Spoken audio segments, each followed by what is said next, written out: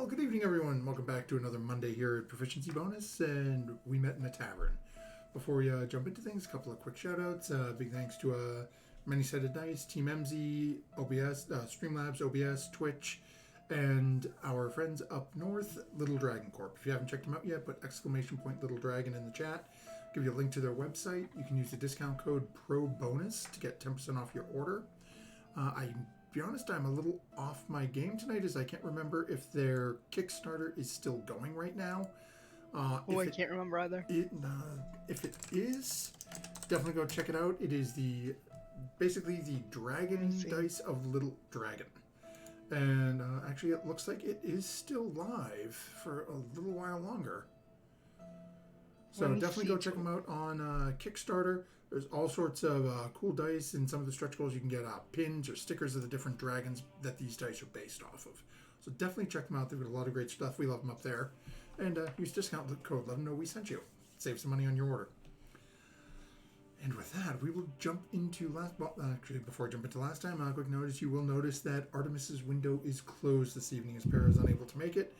We wish you the best. Hope to see you next time so we can actually have a full group. But for this evening, Artemis, who is currently the one in rather a sticky situation here, is not with us this evening. So Artemis and our party had sort of splintered off and gone different ways. A couple of our party had gone to the library, a couple went to the apothecary.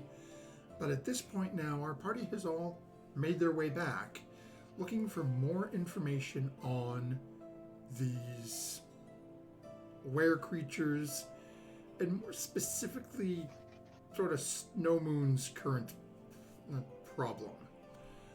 So, Snow Moon looked at the one book he was referred to by the librarian, and it looked like it was mostly how to kill these creatures, sort of a hunter's guide to it.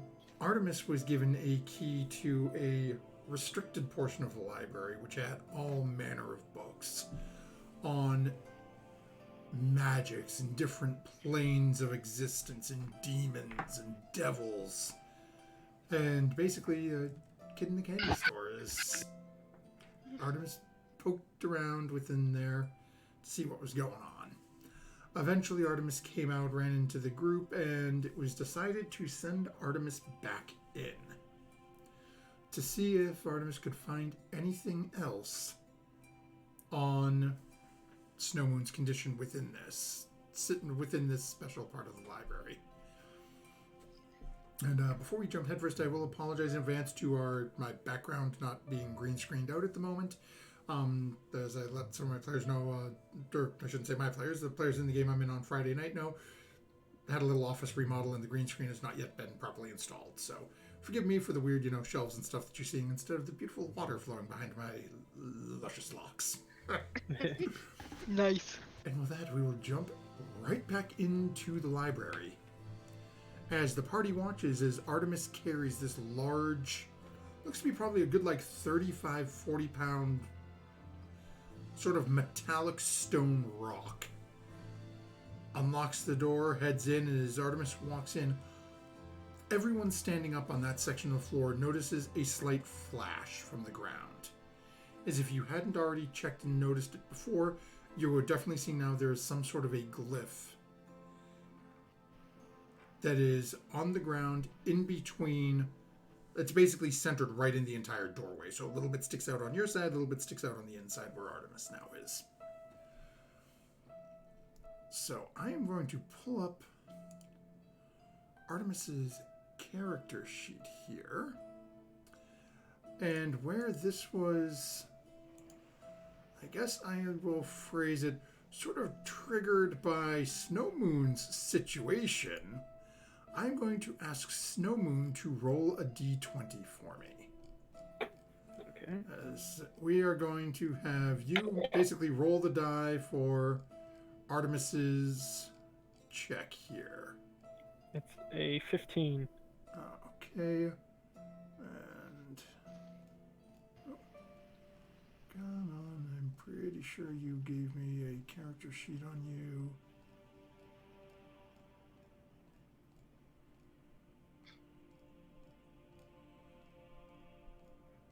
at some point. Oh, give me a second here. As for the life of me, I cannot find her.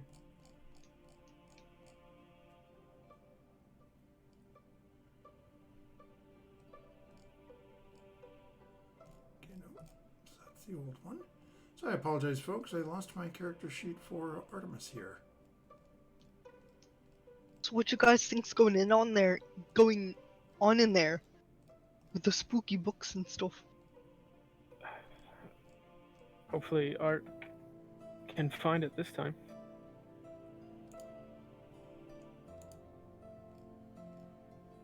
Seems kind of mysterious. I'm downstairs with Oh, right. the guy that's catatonic, making sure he doesn't like fall over. or anything. Yeah. I've got... Snow Moon, why do you have to like... Never mind. Fine. But that's actually a good point. We should toss it out for, let's say where you were here last time. Snow Moon basically threatened the librarian. Yeah, I was told. Okay. Snow Moon, you don't have to be so mean all the time. You don't have to, like, be intimidated. People like you for you without, you know, going and threatening their lives and all that stuff. Well, you could they say don't. there's... They don't much like the tall people here, at least. Yes, so don't go instigating stuff with them either. Last thing you wanted to be doing is spending your time in, like, short people prison. I guess the bars are, like, tucked together, and the doors are really small. And how would you fit in there anyway? I could probably just break right out if that's the case. What if it was adamantium bars? Then you definitely couldn't. Well, I wasn't actually going to do anything to him. It was the quickest way to get what we were Let your after. natural personality shine. That's all I'm trying to say without being all grrr all the time. Hmm. No need to be so boorish, we could say. Ha ha!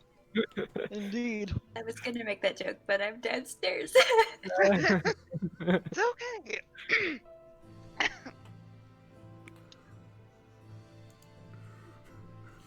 So, as you guys are out there, and you can sort of see through the window. It's not really easy to, but you can sort of see Art moving around in there. And flipping through different books and things like that. After probably about 5 or 7 minutes, Art comes slinking back out and doesn't seem to have and wasn't able to locate anything else.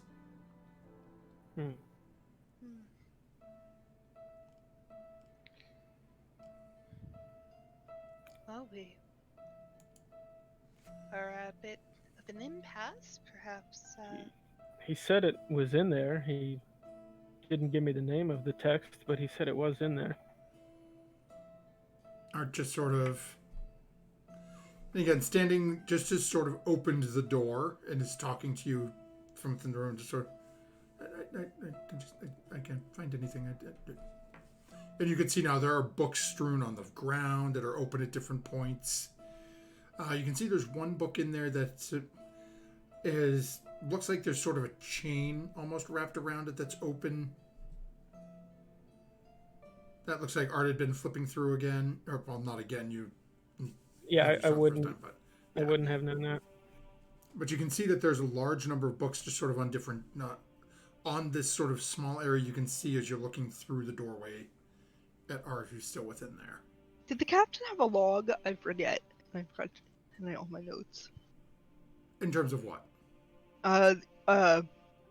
The captain of the ship that we took over have like a log, like a diary or anything we found? I don't think we found anything, right? Like that. You did find some, but yeah, there were a couple of things that you guys had found, but nobody's really looked at them, I don't think. Okay, maybe we there should. was one chest we didn't open. Maybe we should look at that. Have a clue of something they were trying to hide.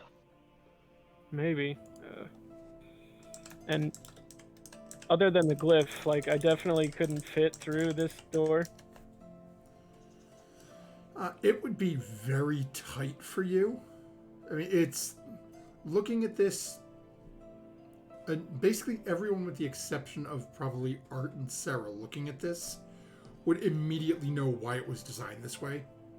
It was designed to make it as difficult as possible for, and again, I'll use the phrase an average-sized humanoid to fit through that doorway. It was made so that it's, as you're watching as Art's got the door open, Art has maybe an inch or two clearance on either side. And is maybe 2 inches above. So you're pretty sure you could probably force your way in there. But it would not be pleasant. You're not sure if you could make it in with all your equipment. Meaning specifically your greatsword that you carry on you, your pack. You'd have to leave a lot of it out here. But you think maybe you could get in, but...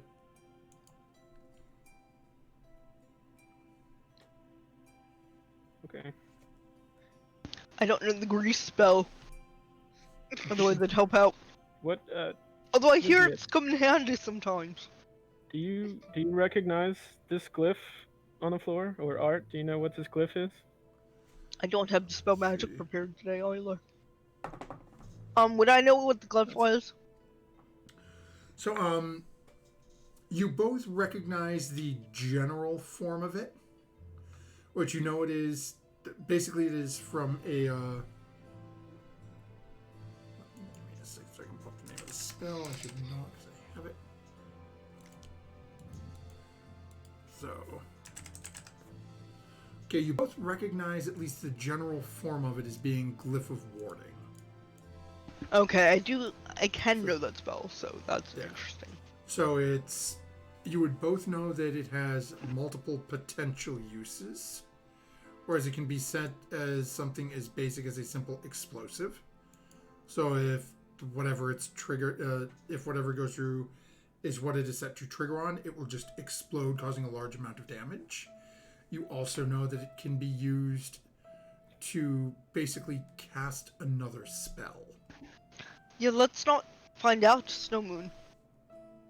Especially in the library. Yes. I guess we could try and get the name of the book from the librarian one more time. I don't know if he has the capacity to speak anymore. I think you scared that out of him too.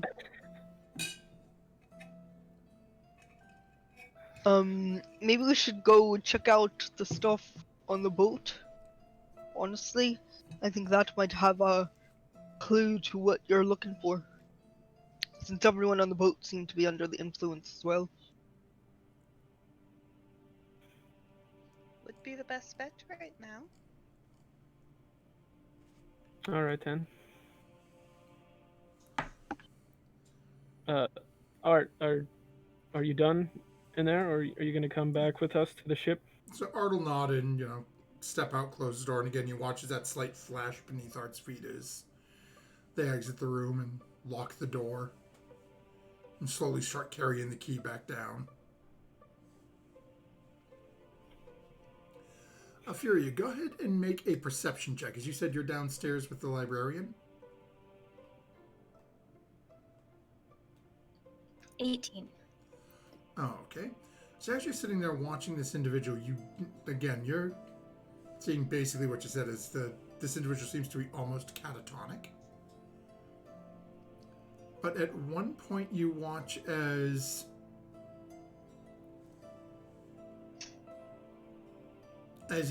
this younger individual had been sitting there, just eyes staring forward, this sort of like bluish green, almost like a turquoise color iris.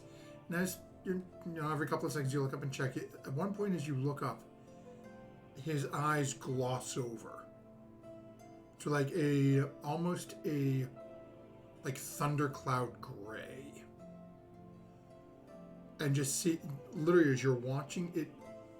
The only thing that you can think of is seeing storm clouds rolling in. It's that sort of smoky, just cloud-like appearance over his eyes. And just stays like that. Still immobile, just there, very slightly wobbling. But now with his eyes having that sort of appearance to it. I would go over and sort of lightly touch him on the shoulder. Like, are you all right? As you reach out and touch his shoulder, you can feel his body seems to react to the touch, almost, sort of like that film when a mosquito lands on you and you just sort of jump a little. You get that sort of a jump, but no response to anything you're saying. I just sort of back up, lean back on the wall. All right, I guess he's just mostly the same still.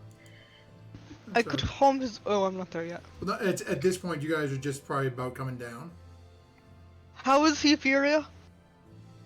It seems to be in the same non-responsive, but his eyes changed color from blue to gray.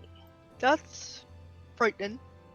Perhaps I should call him his motions so he doesn't, like, expire on the spot. I don't know if it's wise to go casting spells on people without their permission in the middle of the city. That's also true, but I don't want him to die of fright. Isn't Lest that be usually on Snow Moon's guilty conscience or something like that. Isn't that usually an immediate effect? Unless you have Just sort of PTSD, where you, like, have the psychological. Never mind. What? Well, that's very... It's cleric stuff. We heal all means. So it could be an effect that lasts on him, maybe. I don't know. Maybe you could just, do a little heal, but maybe not mess with his mind anymore. I don't have any healing spells on me right now. Does it look like he is physically okay, though? Or does he need, like, a heal? That's it. Go ahead and make a medicine check. Okay, and I'm rolling in-game because I don't have my dice. No 18? Oh, okay. Other than the strong scent of urine, it seems okay. Okay. Just leave him be. Just sort of, you're seeing that same thing where it's just very slightly sort of rocking. And the eyes, that sort of stormy gray cloud. Okay. Can't be good. Maybe sit him down as well, just to be safe.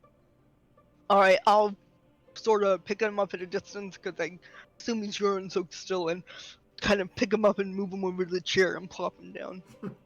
The minute you touch his shoulders, you definitely feel that same sort of jerk. Oh dear. So, he at least he's aware of the physical contact. Whereas you just sort of reach down, pick him up, and it's only a couple of feet back to the stool you've been sitting on, and just sort of plop him down. You hear a little bit of a squish as you set him down in urine-soaked pants. Yes, I feel bad for him. He's gonna come to. Hopefully, You're pretty sure he's gonna remember what happened too. Is he was still all there when. Snow Moon, leave him a tip at least. A tip for what? Dry cleaning. New pants. Yes. He might only have one pair. Yeah. He doesn't take any coins out. You know, one of these days I'm gonna punch you in the mouth. I'm gonna put 5 gold on the table. Oh, okay. Art comes up and sort of struggles a little bit, but eventually puts this rock on the counter that has the key attached to it.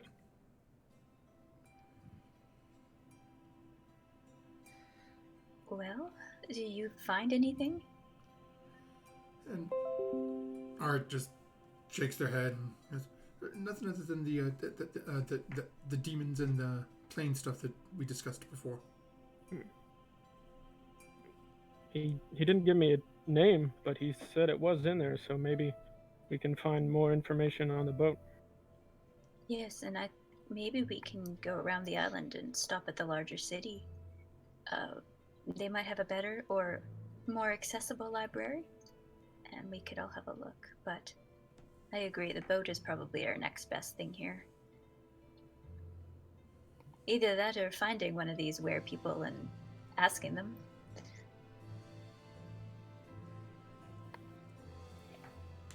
Well, the only lead we had was the gorilla fellow, and I don't think we'll. Oh, B. Brown, thanks for the bits. Got some bits from the Oh, bit we have fairy. a bit fairy. Oh, we got Lieutenant in the room too. Welcome, Lieutenant. Oh yeah.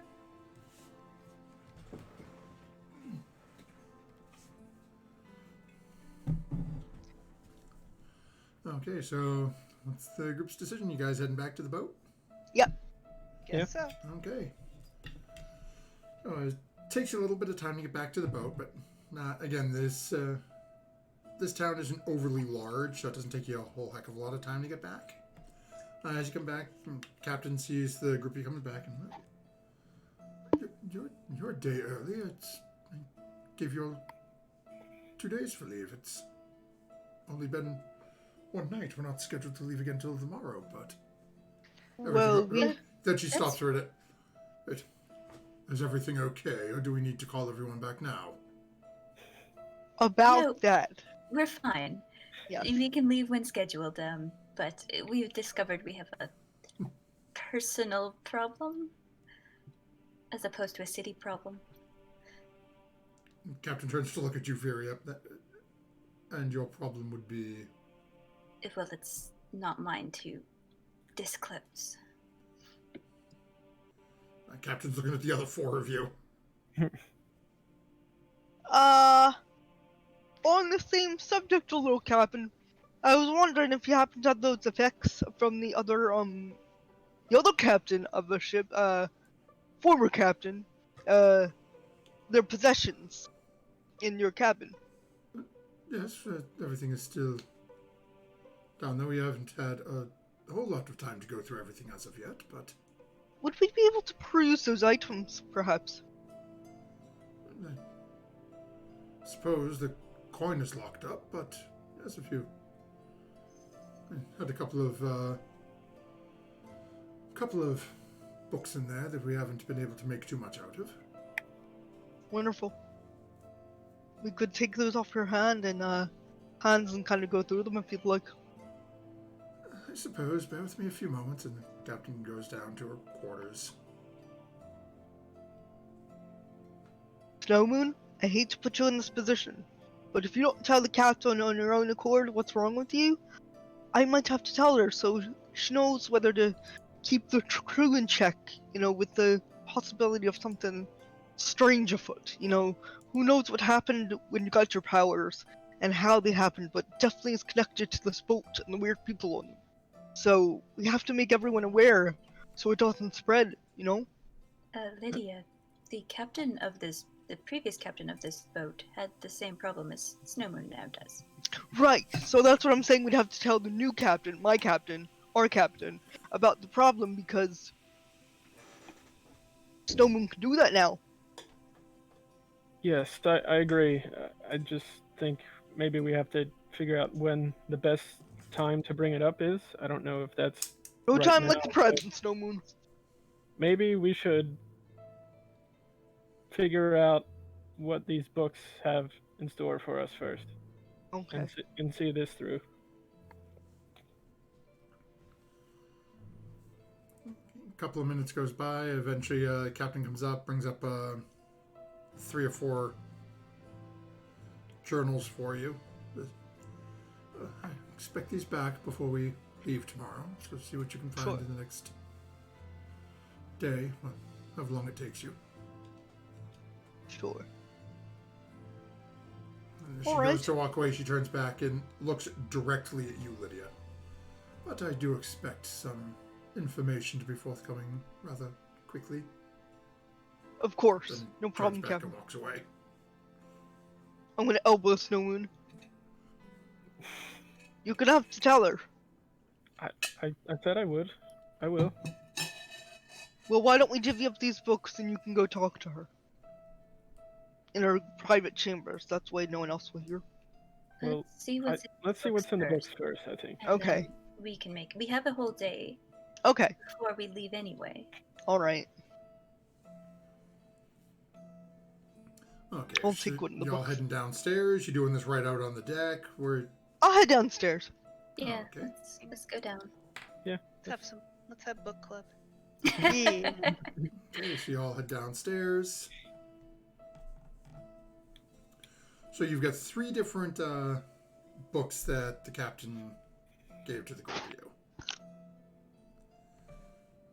Who's doing what? I'll take one. Oh, okay. I'll take another. I guess I'll take one as well. Oh, okay, so we got the 3 books stirred up. Art will sort of clamber up and sit in their bunk and pull out one of their books and start going through their stuff. Fury, what would you be doing during this? Well, seeing as everybody immediately grabbed a book and plopped themselves down, I'm going to go over and look at Snowmoon's bunk and see what's on his headboard. Okay. So, for Lydia, Snowmoon, and Sarah, go ahead and make investigation checks for me as you start flipping through these books. Furia, you don't even need to roll, as this is, you're walking right over to his bunk, and as you walk over to the bunk, and the bunk you took because of just his size is down at the far end from when you come down the stairs. It's on the right hand side at the far end, and as you get there and you see the footboard, you don't notice anything different. When you get up to the head of the bed and look at the outside where you had seen all the interesting marks on other people's bunks before, you actually do see on Snowmoon's bunk images of boars. And then you see one that is best be described as a wereboar or a boar man, where you can see it looks just fur, and again, it is remarkably well carved, but it's fur coming down the hands. Looks to be in this image 2 small axes in the hands, but then the head and tusks of a boar.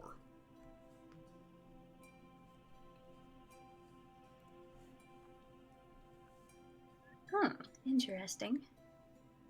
So yeah, take a perusal about and appreciate the good carving, and then I'll wander back to the rest of the group. You do notice as you're passing by, seeing some of the other beds where you had seed carvings before, looks like all the other carvings are gone. This is now the only bed that has carvings on it.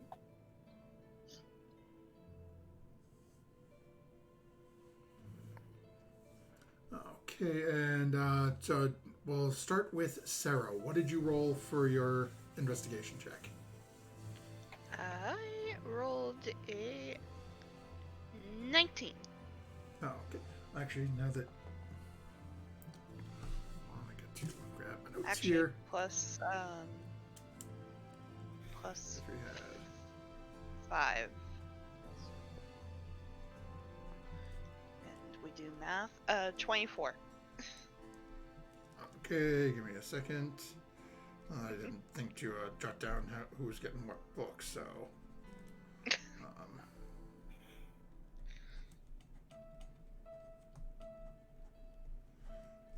here we go. Okay, do me a favor. We're starting with you. Roll a d6 for me. Sure. 2. Okay. Snowmoon, roll a d4 for me. Okay. 2. Okay. So that leaves the third book with Lydia. Okay. So, Sarah, starting with you, as you start flipping through this, you can see this. You have basically I guess I'll say what the captain basically kept a financial target log. So he meant, you can see as you're flipping through this, there are different ship names in here with how much coin they typically carry. Some of them are merchant ships that are traveling from the capital of Alaron over to the mainland and making port in Neverwinter and Waterdeep. It mentions different smaller like forts and things where they could potentially hit with minimal impact to them, but to obtain more supplies, food and weapons, things of that nature. It seems like this is his financial hit list.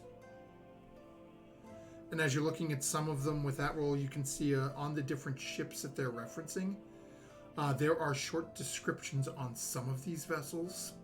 so that somebody up in the crow's nest with a good spyglass would be able to tell them out at a distance and say, oh, okay, no, okay, this one, they only carry about 100 gold a trip on them. Oh, but this one, they carry, 1,500 platinum. We're definitely going to go after that thing. Things of that nature. Snow Moon, what was your investigation check? 11. Okay. So as you're flipping through this seems to be just a literal travel log. It shows the different ports that this captain has made call in. Okay. Prior to making port at Amarune, you can see that they spent a couple of days in Kair Kaladir, which is the capital of Kaladir on Alaron, which is down. Let me shift ping us here. Down here. Prior to that, they were heading basically just down along that coastline, down Blythe, Dorset, basically all around the southern tip down there. Not as far down as Kair Westfall and Snowdown, but furthest south they hit was down here, and then sort of carved inward towards Starfall to the west. As you're flipping through. So you've got, as you're flipping through, look, you go back a couple of weeks and you can see they had a couple of small excursions, a couple of small, ship-to-ship situations where they were able to pull a little coin in, but they hadn't been, hadn't hit that big score yet. And you also do see notes mentioned as as you're going through that they had not found any of the pieces. Like each port they hit.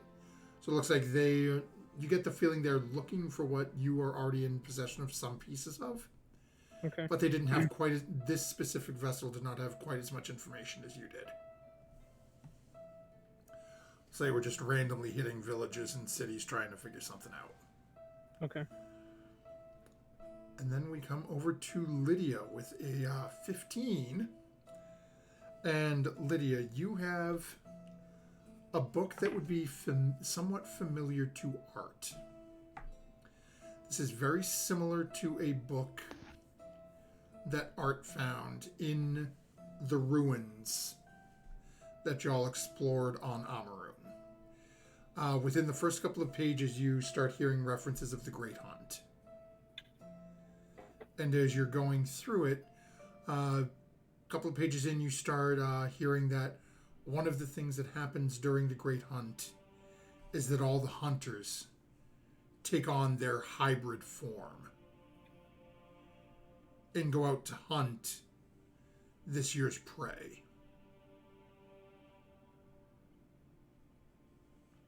Hunters who are not able to maintain their form of their own will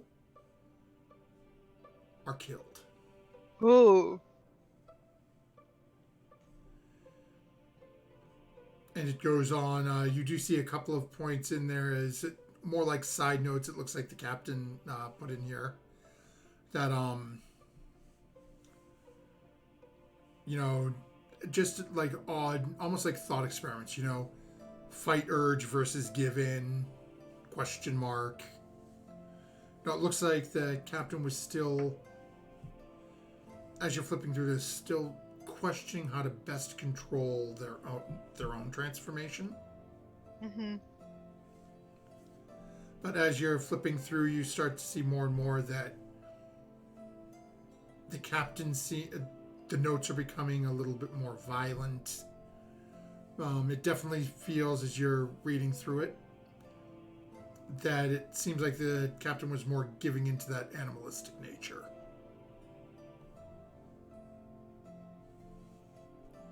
But you also see a note on there as you get about 50 or 60 pages in, mentioning that there is supposedly a meet set by some of the prospective combatants or hunters in this hunt. And a note on there references the Ides of Kythorn.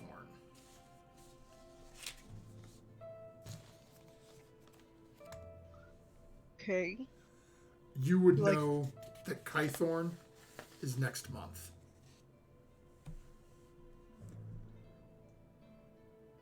So basically, it seems like there's some sort of meeting mid-month, next month.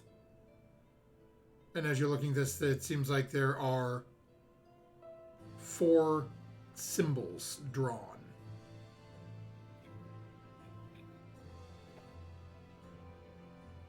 Each one at the top of that same sort of 4-fingered paw emblem that you saw on the door. Each claw at the top has a small symbol drawn next to it. One of them looks to be a small hoof. One looks to be a feather. Another one is a... Give me a second here.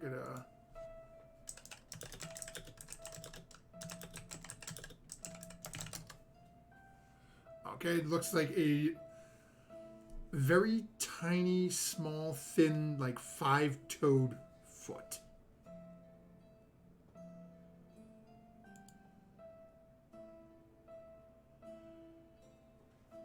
It's like, it doesn't look like a hand.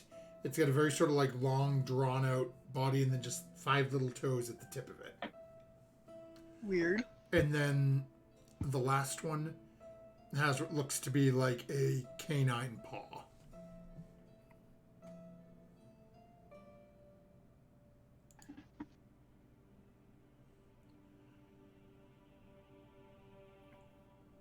Okay. Not sure what to make with all of this. But like mid-month, that's in like 15 days from now, because it's like. Like 45 days, because you guys are at the first 45. and it's next month. So today's the first Oh, of Myrtle. okay. So it's Right. literally a month and a half from now. Okay. Gotcha. Gotcha. And you also okay, remember so, wow. somewhere, I can't remember. No, I think I said that in passing off stream, so never mind that. Okay. Alright. I'll share what I learned with the group. Oh, okay. This was similar to the references to the Great Hunt again. Snowman, just so you know that hunters not able to keep their own form are killed. So Really? yeah, there is a meeting set up for a month and a half from now. Wait, I- hold on a second. So, So every hunters that can't keep their form, you're saying they're Killed. where? so Like, everyone in Usually this people are just people. so they everyone in this transform great into hunt was like a were creature.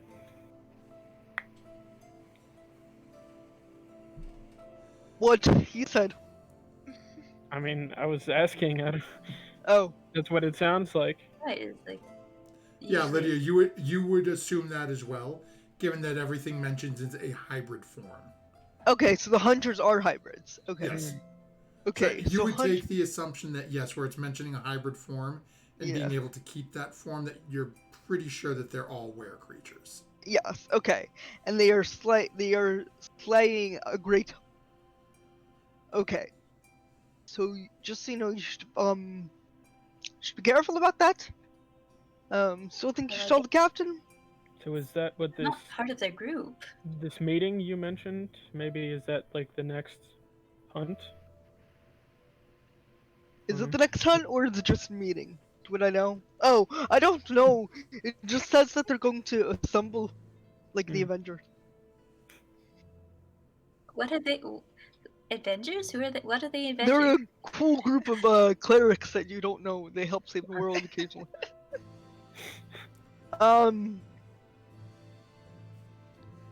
So yes, we should be aware of this. The symbol on the captain's door. It also made mention to things that could go next to each of the fingers on there. Just so you know, so Mhm. correlation and stuff like that. Lot of information in this book. The symbol on the captain's door was a paw. Paws don't have fingers. They have Well, toes. claw of the paw? I was kind of confused. Digit? Appendage? Digit. We'll go with digit. Did you? But so there was nothing on like how to control this other than just if you failed to control it, it was You've been Yeah. killed. put to death. Yes. Well, we're not part of their group. Well, I have a seems like, you feeling know, that if that fellow could find Snow Moon and was actually a hunter himself, the other people could find Snow Moon. You know what I mean? I don't think it's out of their realm to find one of their own. Well, he's not part Go of the ahead and group. make He might be an aware. intelligence check. Oh. Sia. But Okay, so Lydia's not that intelligent. just we'll because I'm see. an elf doesn't mean all other elves know where I am. Ooh, I did not do well in that intelligence check. He's a hunter and he found Snow Moon easy. He found Snow Moon easy! Lydia, that's not how it works. Okay. I didn't know if druids could find other druids or something. No. Okay. Wait, what's a druid? What you are, you're special. I'm not a druid. Oh, what are you? I don't know. Oh, Somebody that can turn into animals. sounds kind of druidy to me. I don't know what a druid is. Okay. Well, neither do Maybe- I. Maybe you'll explain it to me sometime. Learning a lot about things we don't know. Did you have a good book, Snowman? Was it riveting? It was a travel log. Wasn't a whole. Well, they did seem to be searching for the same artifacts we're searching for, but they hadn't found any. Mine was a shopping list for pirates, if you will. What ships look like, what they have that's good for the pickings, and by gods, they got them. I bet the captain would be very interested in that book. I wonder if they've learned from these past mistakes, though. Hey, was our ship in there? Or a previous ship? Was it? Can I? I'll say go ahead and make a make an investigation check with advantage as Furia is sort of describing what the ship looked like to you Okay. as you're trying to scan through it. That is a natural one. This dice Mhm. is going in jail. Okay, so no, with advantage. Oh. So, so first was nat 1. If you roll 2 nat 1s, I definitely don't want you to find it. Yeah. Okay, 18. 18 was the Okay. next one. Nice. So as you flip through, you don't see, based on like Fury and Lydia's and everyone's description telling you what the ship looked like, you don't see anything in there that specifically calls out to it.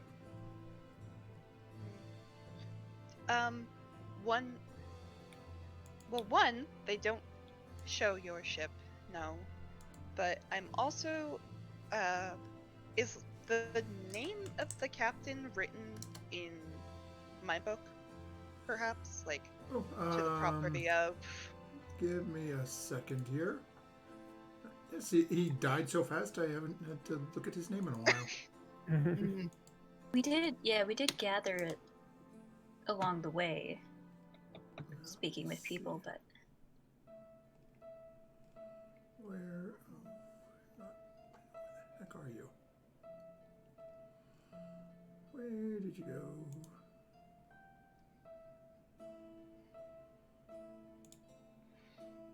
Why haven't the rest of the crew turned into animals? Not sure. would we know where creatures pass along? Sorry, there's the tree going by. No worries. Go ahead and Cool. make a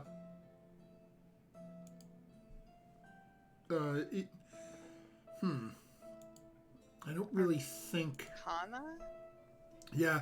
Nature? I was trying to, yeah, they're not nature though. I'd say we have to go Arcana for that.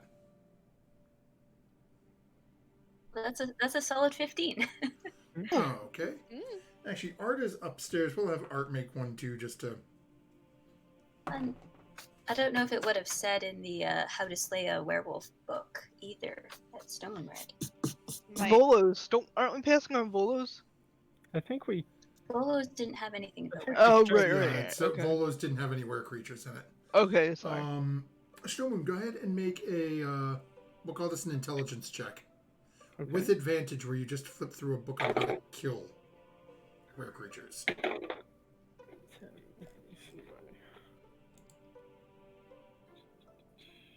It's 10. Oh, okay. So, and that's with advantage is a 10? Yeah, unfortunately.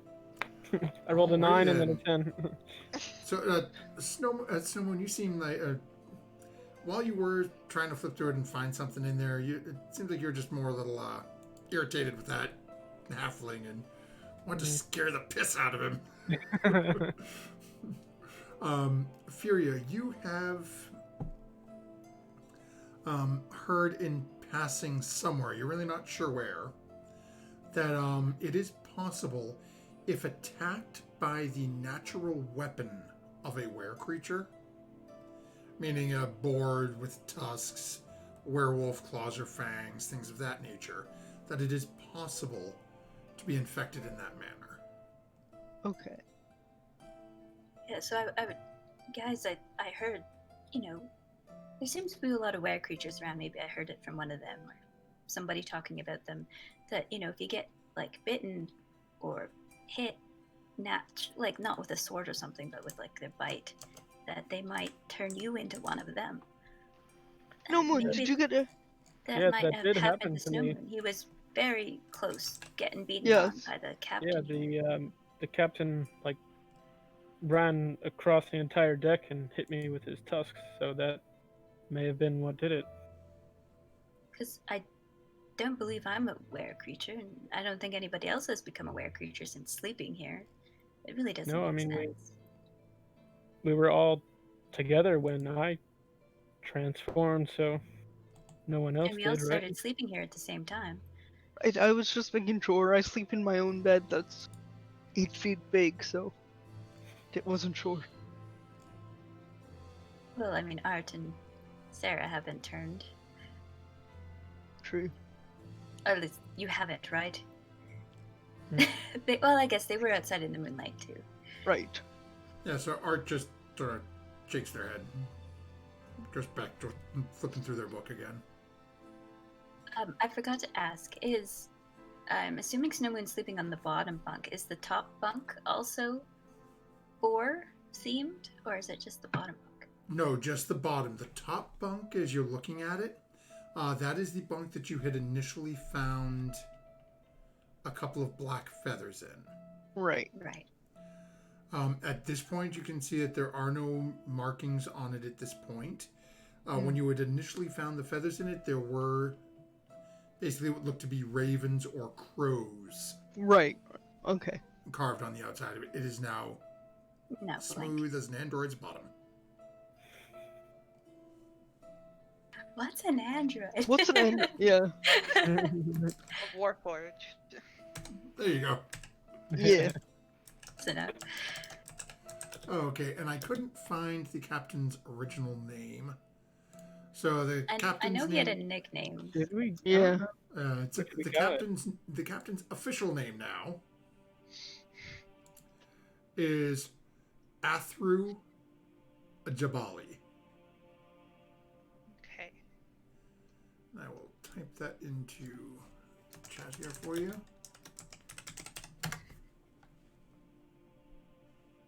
Almost got it right.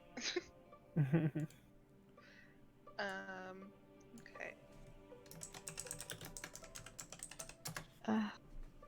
Well, we know whatever this is.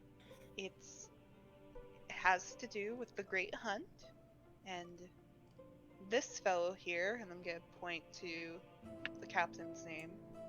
So, if the librarian is no longer catatonic next time we go to do research,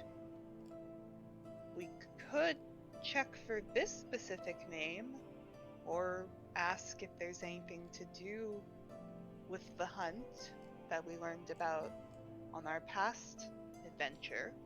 Do you think the portal in the middle of the strait only opens then on the ides of the month that the meet is at? Maybe. That's why it's not there all the time. I have Either no that idea when or- it opens. Yeah, I don't know. That's a good It thought. could but I'm be. not sure. It could have been yesterday, because that was also True. a holiday. So Hmm. Is But there just any when the like? meet is. Is there any talk like in the village of like, like if it were the day that it opened up, like does talk of it reach the village or anything like that? No, from those of you who had gone to speak to Glitter at the tavern, Mhm. Glitter seemed to write it off more as, tall An old tales wives' than tale. anything. Yeah. Mhm. It's like a local legend says, "Ooh, this happens every so often," Okay. but you only ever hear about it from the drunken sailor who heard it from so and so, who heard it from so and so, who survived it Yeah. somehow. There's never been anyone who's walked up to anyone that you've spoken with or anyone that Glitter has spoken with. Says, "Oh man, I just sailed, Your I just portal. sailed from Hammerstad, and man, there's this massive whirlpool out there." It's everyone's heard it from someone who's heard it from someone. Gotcha. So that's what Well- I said. Glitter told you about is, some people who talk about this, but, I mean, Elvis being an alien man, lizards from space, who knows? Well, if we sail to the south of the island to look for maybe a bigger library or something, maybe we could see whether or not it's there as we pass by. Perhaps, but to do that, we might need to tell the captain about what's happening to Hmm. you. Well, are we headed back to the library here? Before I we don't go think that'd be anywhere else? wise. For you to go at least. Yeah. well, the only people that can actually fit in the room are Sarah and Art. I mean, I'm if gonna Or do- someone- did you want to go to Dragon's Home instead of the middle of the ocean? I forgot that we could investigate there and see what's there. Either we look for more information. yeah, I think we should still look for more here before we leave just yet. I'm going to see if I can figure out how to make some of those wolfsbane potions. Good idea. Well, we're on shore and all of Lovely. that. The apothecary is still very much open for everyone else.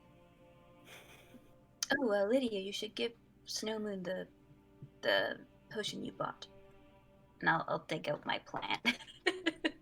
Okay. Okay. And I can't remember, did we say how many blossoms it had on it? 5. Okay.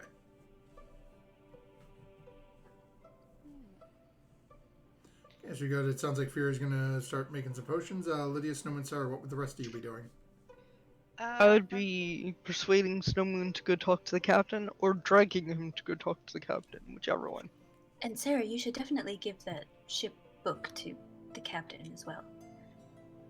Oh, yes. I'm also gonna try to convince Snowmoon. Okay, so either Lydia or Sarah, just to see Yes. how convincing you are towards Snowman. It's still Snowmoon's eventual call, but either one of you can make a persuasion. Well, actually, if you're trying to help Lydia out, Lydia, go ahead and make a persuasion check with advantage. With advantage! As you've started talking, now Sarah's coming over and sort of chiming in What? too.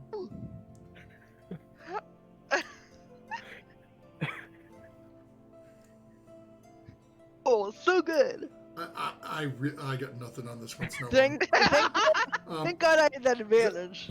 Snowmoon, she is basically walking up to you and is not hard, but is just sort of like on your forehead going, "Tell her! Tell her! Tell her!" It's like, all right, I will, but not just yet. I think we should return to the library first. I don't think you should be going to the library! Well, I You're won't. scared of the guy shitless! It doesn't need to be me to talk to him, but he said the book was in there. If someone else can just get the name of it from him, we should be able to find it without a problem. Did he say that? Mhm. Oh. Yeah, Okay. As Snow Moon terrorized the poor individual, he did say that there was something within that room. Well, why don't Unfortunately, Sarah and Art's- Art go back? Wouldn't give me Well, the name of it. Art seems rather traumatized with that room for some reason. So I guess Sarah's our best bet. Yes, I'm sorry, Art. I didn't mean to force you to go back into the room during all this, but And it's... You can all see Art is deep in thought. Is only really sort of like... I don't want to say half paying attention, but is definitely like deep within their books. And furiously turning pages.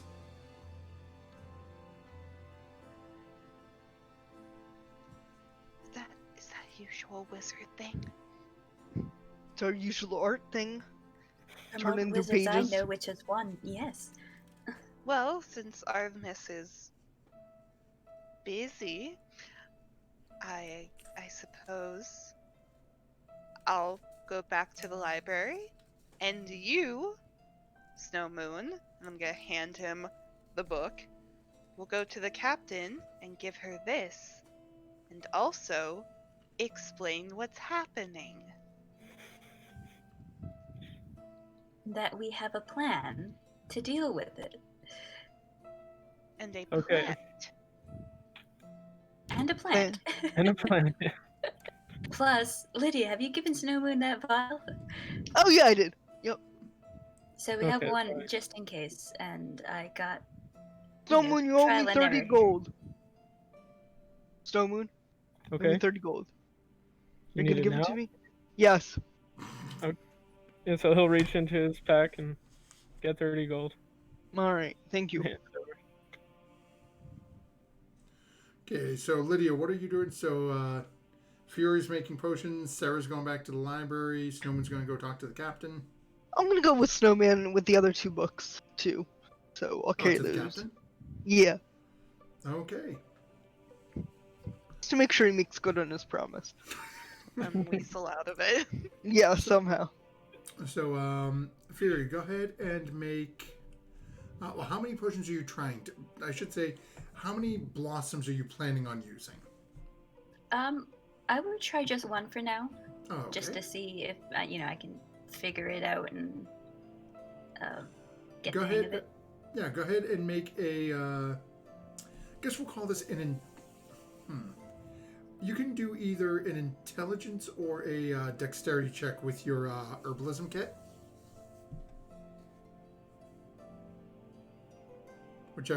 Basically whichever way is going to work better for you. That is a 17. Oh, okay. So you spend probably a good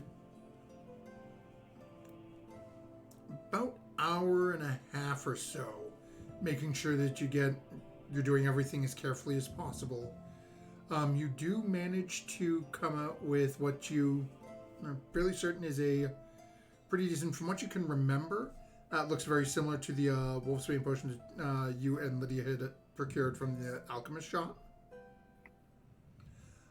It seems to be a little bit thicker, but again, as you're not doing it, I guess I'll phrase it, you're doing this using more natural ingredients and herbs, and is it more like more as an herbalist than the wizard who owns a shop did it more as a, I guess I'll say as a potion maker, as an alchemist, and so yours is a little thicker than his is. Say, if any of you have ever had to have like your stomach checked out at the hospital, and they give you that barium shake to drink that's like a milkshake that's just painful. It's so gross, yeah. It's that sort of, it's a little thinner than that, but it's like it's either a very thick beverage or a very, very watery milkshake. But it's got the right color, and, as you're smelling it and you're going through it, I'm pretty sure it'll do the job for you. So I pat myself on the back for that.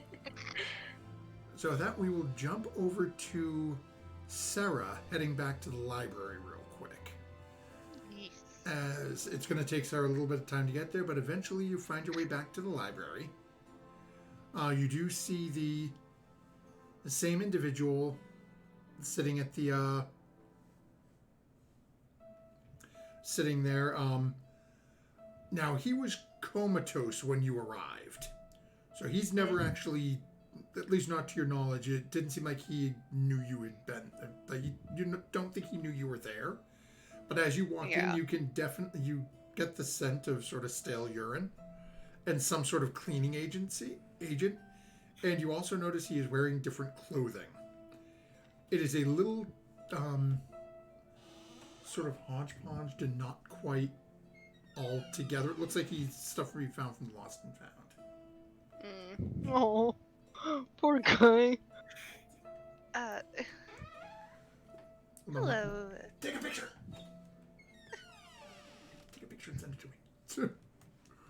Sorry. Hello there.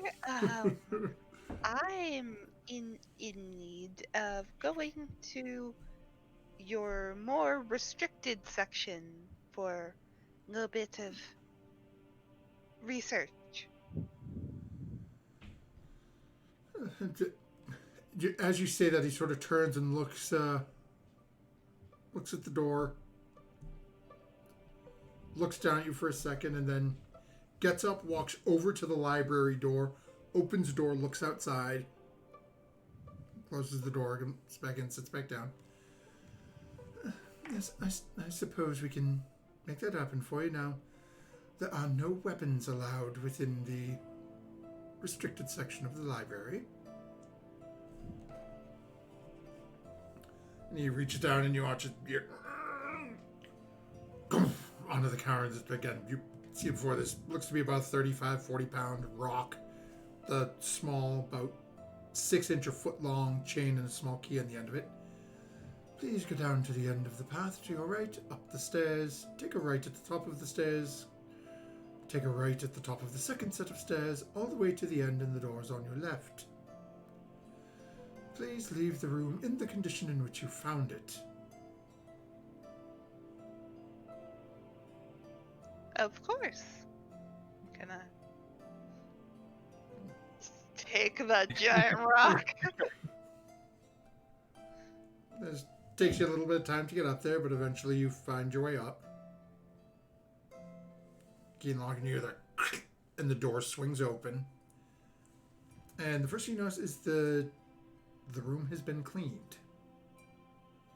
All the books and everything that Art had left all over the ground when the group of you just took off are all back up in their places. Well, gotta look through those again.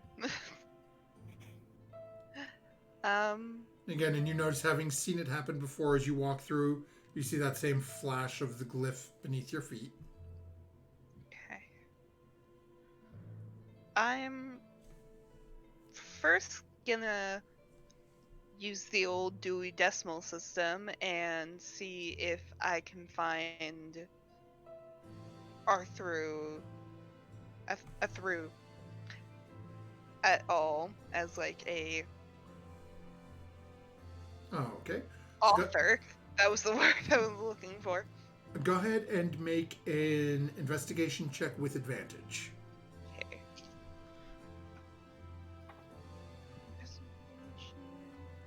17 altogether. Okay.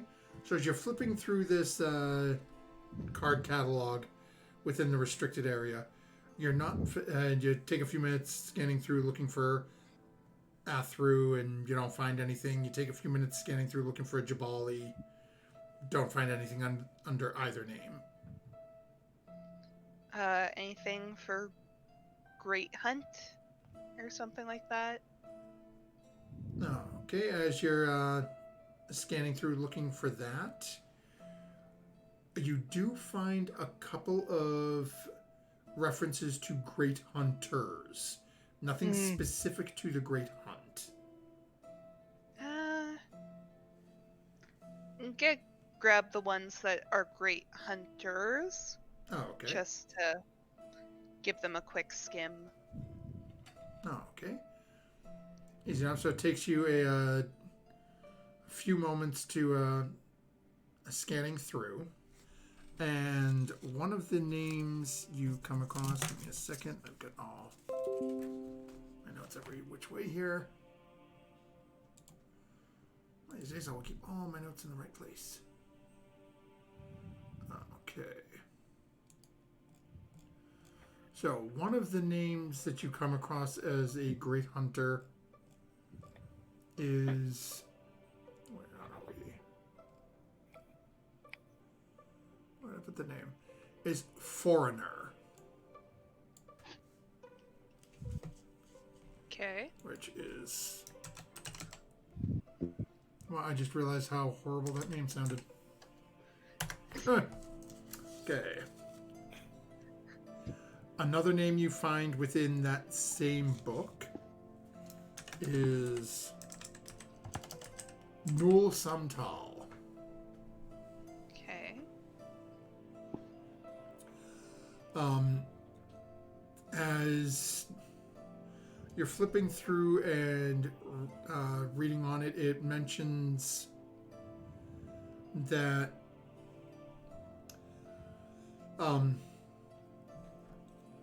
Foreigner was known as a great hunter, a scourge of the land where they were known to, basically where they were known to reside. Okay. Just literally scourged the island clean of things. It makes reference of this people claiming to have been hunted by this individual Okay. to the point of almost extinction, only a few people managing to escape, to lay claim that they were hunted in the Isle of Madness. Isle of Madness.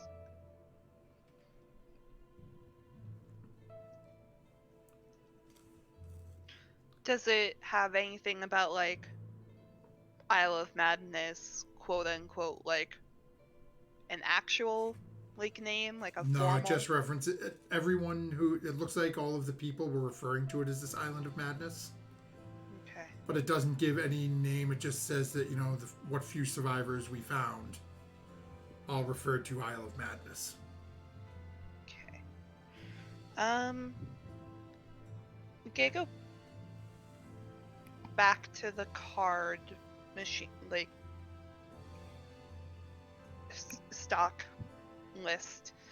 I want to look up like where, like just where blank in the sense of like shifters. Oh, okay. Get And like stuff? a prefix? Yeah, like the prefix of like werewolf, Oh, okay. instead just like where whatever. So, as you're flipping through and you're looking for where and shifter and things of that nature, you don't find anything listed under where. Okay. You do find a couple of different books listed under shifter, though. Okay. Easy enough to spot. Not quite so simple to reach. As you're looking at this section, and it seems, as you're looking, that basically this room that you're in, right as you walk in, is this small, basically it's a small Dewey Decimal cabinet. Yeah. And then running either side, only about, 15, 20 feet down, are just shelves, floor to ceiling. As you get down to the back end, where the room basically sort of curves at the end of it, there's that back wall section of books. And you can see that on the lower shelves, everything's wide open. And you can see as you're walking closer to this, that there are, and again, each little section has its own little, most of them have their own little tags. And you'll see, like, beings of the abyss, demons, devils, hells, planes, all the different things that Artemis had seen before.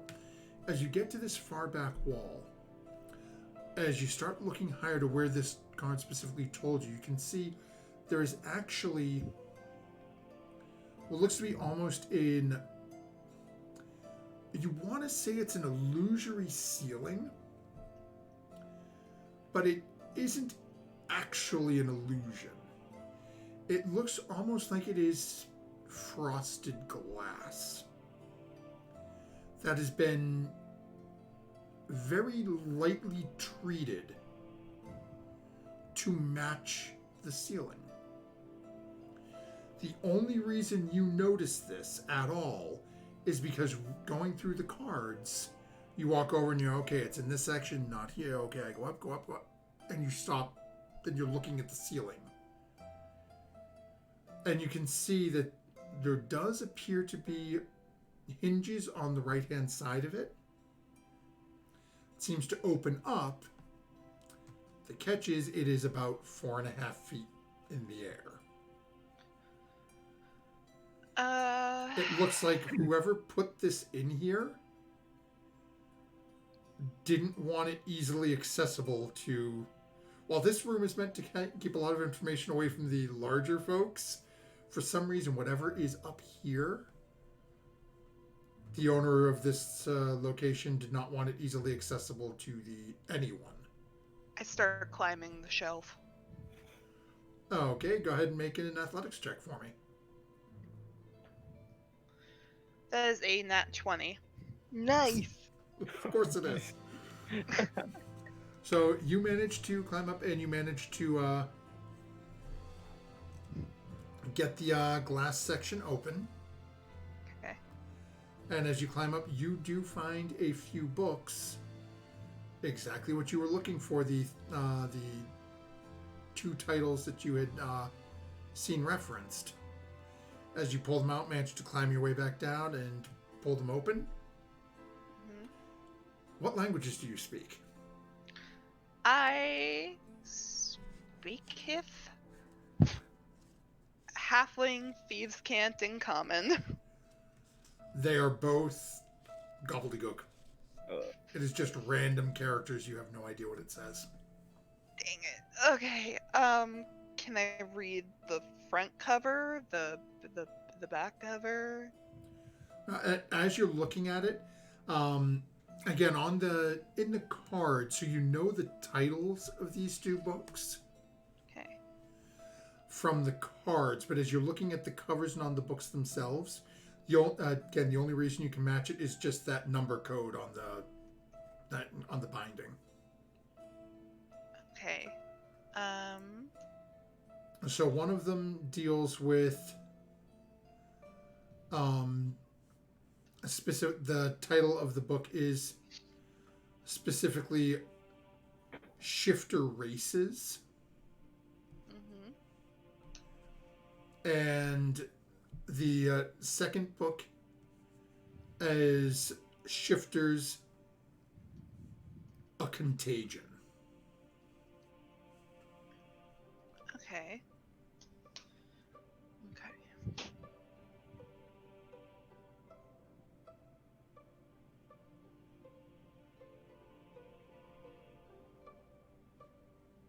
I stick them in my purse.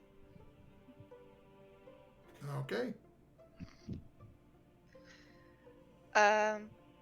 Before I leave, however, I want to go back to the glossary area. I want to see if I can... Is there a book about certain symbols or sigils? Go ahead and make another investigation check. Okay. That is a 9. Okay. As you're flipping through there, you start finding all sorts of books on religious symbolism, different things of that nature, but you don't see anything that looks like, as you're looking through the cardstock, and nothing that nothing jumps out that you think would be able to, like, flip to page 3, see a symbol, and see what it means. Not like a dictionary or a glossary of them. Books about death?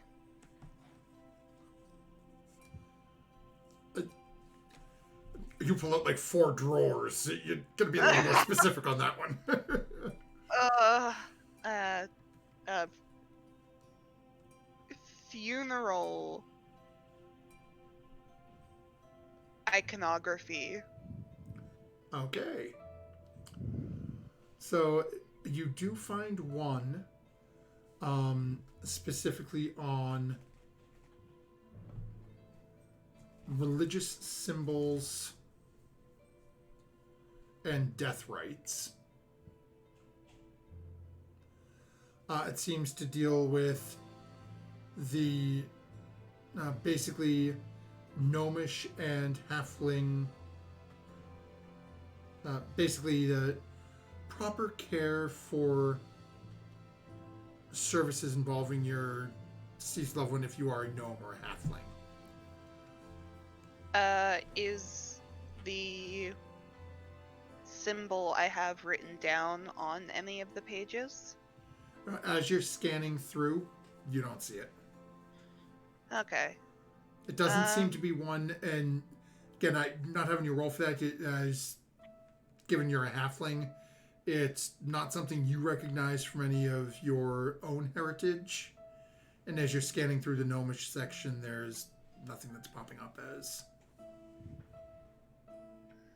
Is the book only about gnome and halfling? It's specific to gnome and halfling, yes. Is there another book for like other races? No, it does. As you're looking in that same section, that same vein. No, it seems like this is. And Sarah, you've had a little experience with this, but not as much as some of the others where you weren't here last week. It seems like a lot of this area is the library is in the more noble district where the halflings and gnomes reside. Mm-hmm. It seems like this town is very sizist, I guess is the best word for it. As you've run into with the Eyes Down Here brigade, it seems like the gnomes and halflings are the ones in power in this city. Okay. And are not so much concerned with how the larger folk deal with things. Unless it impacts them in some way. Okay.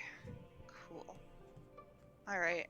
I'm gonna grab my rock and make my way out. Oh, okay. As you you put the key back in, unlock the door, open it up. You see that same flash beneath your feet. Mm-hmm. I need you to go ahead and make a wisdom save for me. Oh no. Okay, and what's my wisdom modifier? Oh, please.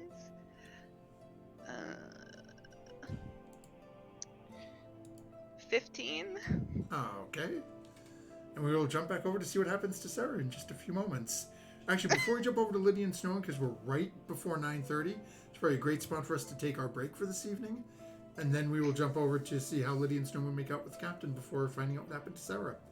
So thank you very much for those of you who have been hanging out with us so far.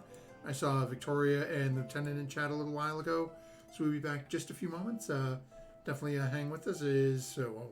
We're about to have a somewhat uncomfortable conversation with the ship captain, and then back to see what that flash actually means for Sarah. So we'll be back in just a few minutes, folks.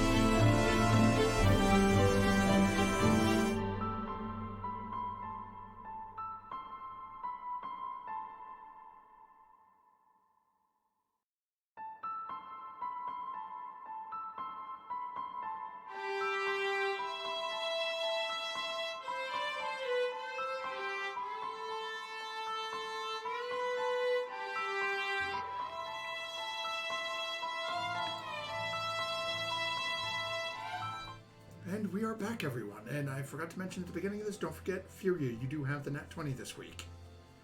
I think it was Art's, not mine. Why do Yeah, I I think never Art remember? did get it. Well, okay, we Art will got it for the lassoing the boar Okay, that's and right. all Why their did I hard not work in the library. change it?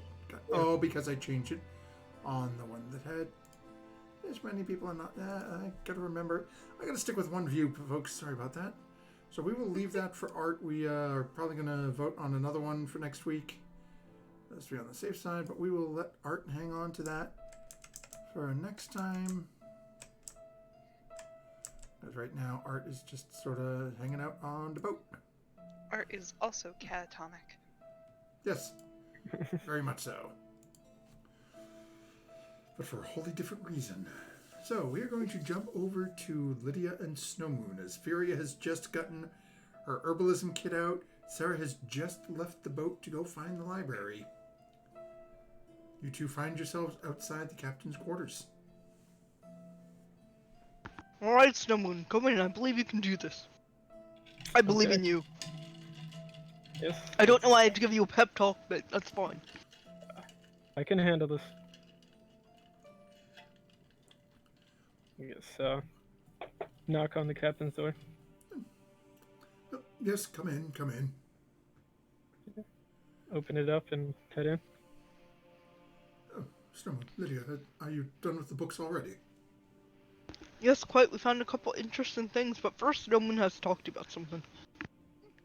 Yes, it's what we've been spending our time doing this past day.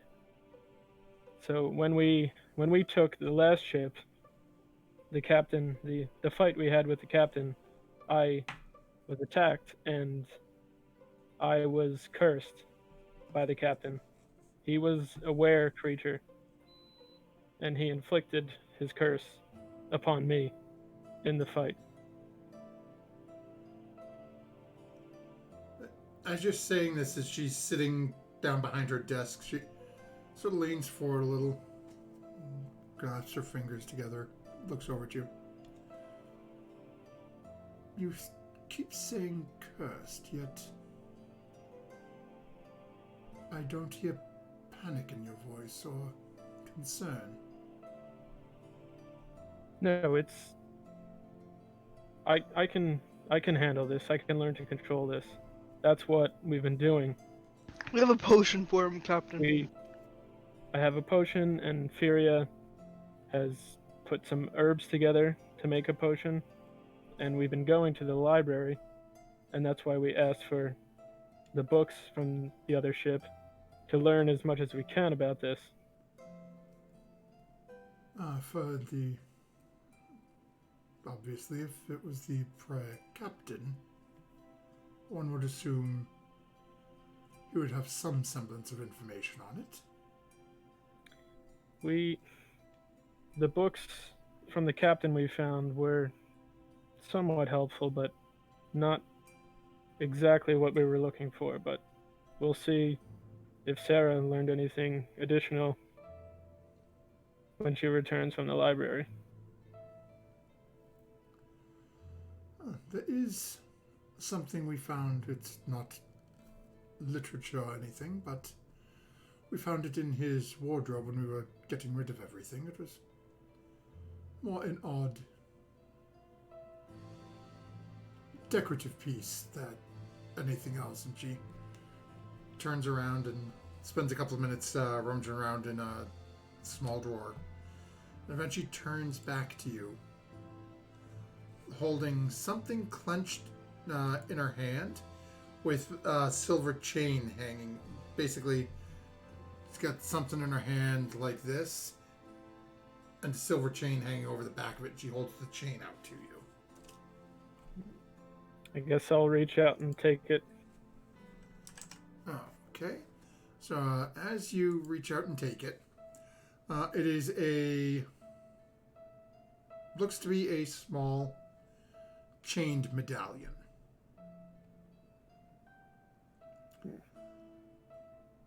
Carved into the face of this very sort of simple silver disc is that same clawed paw that you saw on the door, that you've seen in numerous different places.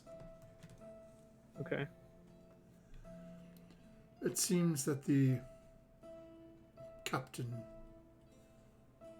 kept one of these with him, perhaps. It seems to match the motif that we've been finding on most of his belongings. Yes.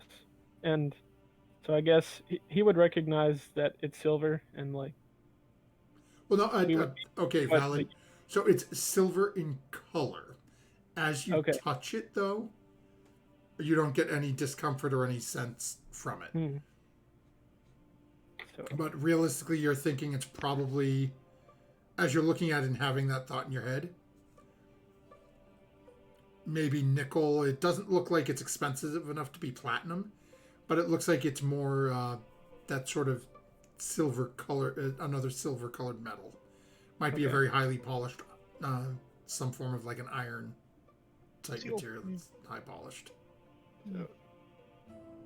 So Captain, this looks like it might be silver, but I mean I don't know what exactly it would feel like, but knowing the effects of silver on were creatures, I'm not sure this is silver. Do you know exactly what it's made of? She reaches over and takes it, and, like basically puts two of her fingers on the medallion part of it a little, and you watch as her muscles tense and it bends just a little bit, and then she bends it back so it's flat again. Well, I'm not quite sure, but it's not. It's fairly malleable. It may just have been more perhaps a mental focus or a symbol for him to hold on to. Mhm. But it seems to match the motif, so given that whatever he had is now shared with you, Okay. Yes. perhaps this would aid you in some way. I'll take this and see. Can I do a check to see if it's magical or something like that, like Arcana, or would I have to detect magic? You can make an Arcana check to see. Okay.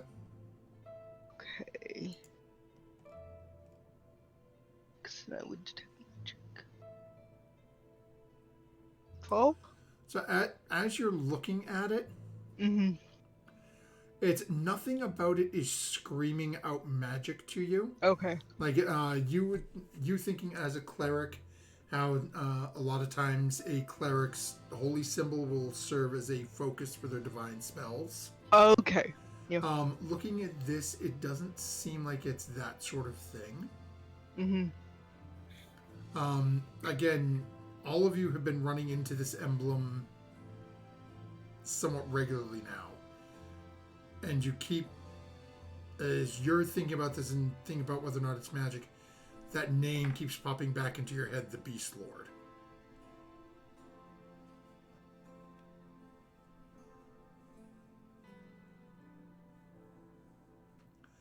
And as the captain hands it over to you, and she says, well, and how often do we need to be concerned about you having I suppose we'll call it an episode? Well, I had one episode just yesterday, but the moon was full in the sky, so we believe that it's- might be related to that. So perhaps a month's time before the next. The next full moon. Yes. Do you think you need to be restrained when that happens? Are you still... Well, we'll use the potion, Captain, but we'll restrain him just in case the first night. Do you have a couple of... thanks to this new ship, we do have a couple of cells down at the brig. Iron bar should be well enough. We'll put a couple of the crew down there. She sort of looks over at Yuli a little bit. I think I've seen a few of you carrying around silvered weapons, so borrow some of those in case it becomes too much of a problem. Gotcha. Well, he won't, but gotcha. Yes, well, I just wanted to let you know, Captain, for the safety of the crew. But I will say that we I will not be trying to rid myself of this curse. My goal is to master it. With that, you see a little bit of a smile on her face. If you manage to master it, imagine what a crew full could do. Imagine armies of them, able to change at will.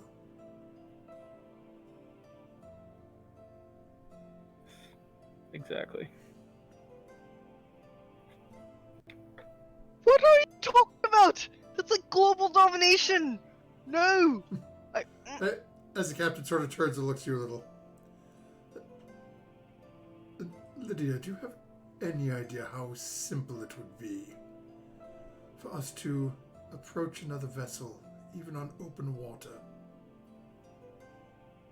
and with no more than 4 or 5 individuals charging forward, changing into a bestial appearance? It would destroy the morale of the enemy. Got to Make change my life alignment so if I'm much on this trip easier. with you. I know. I've got to get the sailor back in me, I guess. I guess it's from the perspective of a 7-foot cow person. So yes, I suppose being a pig would help anyone.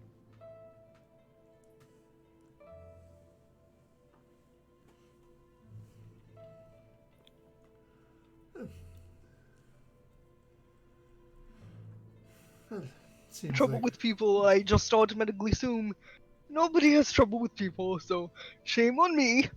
But we'll have to discuss this global domination thing. it's not global domination. We're pirates, Lydia. We steal from people. It's what we do. I prefer the term sailors, Marm. Sailors for prosperity.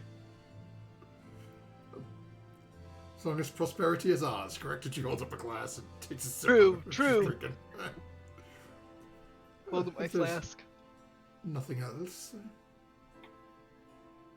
suppose I have plans to make. As have you decided, are we heading north or south on the morrow? I know we have 2 spots to check out. I guess that depends on what Or- information. Alright, Sarah yeah, Sarah has finds out, sorry not. together, So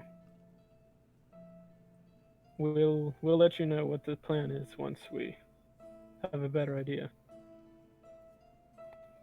Okay. So if that is the 2 of you get out and head back out, what would you be doing over the next while after you've had this conversation? Trying to have Snow Moon teach me how to meditate.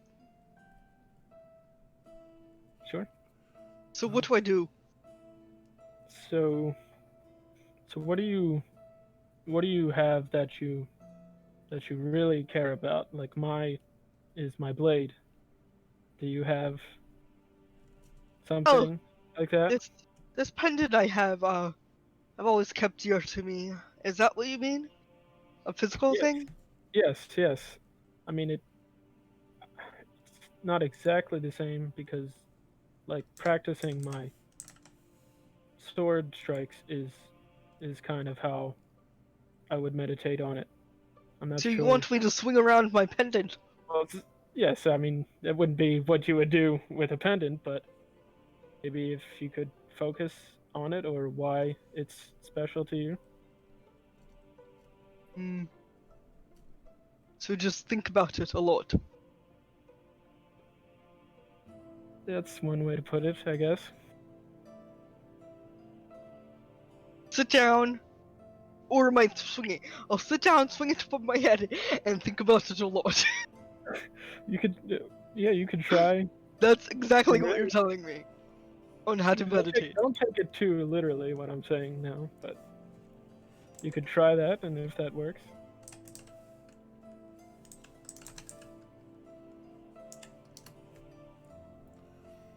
Okay, so is Lydia trying to sit down and meditate? Okay. So as Lydia starts sitting down to meditate for a while, we are going to jump back over to Sarah. who has just grabbed a number of books from this library in his stepped out, and as this flash of light goes off under your feet, yes, I'm gonna search for my notes. I had not do have this one pulled up as of right now. Okay, so as you step onto this to head out, all of a sudden you vanish. Ooh. The stone in your hand collapses to the ground. And you find yourself in a darkened space. As you start, take a couple of steps, look around, the space around you completely void of light. But as you look down your hands, you can see yourself as if you were standing outside on noon. It is just everything around you is blackness, is void of everything. Do I still have, like, my supplies? Yep, it seemed everything, literally, the only thing that is not with you is the stone and the key that were in your hand. Again, you haven't searched your bag or gone through everything, but that's... As you're standing there, though, in this void, off in the distance, you see what can only be described as a speck at first. Slowly growing ever closer towards you. Looks to be a long tube almost. Eventually, as it gets closer and closer, what was eventually a small narrow tube is growing larger and larger until it seems to stop. It feels right on top of you, but at the same point miles away. The tube cracks open at the bottom and a long sheet of parchment unfurls beneath it. Uh-huh. Text starts to appear. And as you're staring at it, the letters and words are almost seem to be slithering and worming around each other till eventually you start to see in the common tongue appear before you.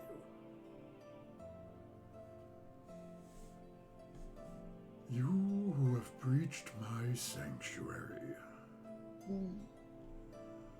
have taken of my forbidden knowledge.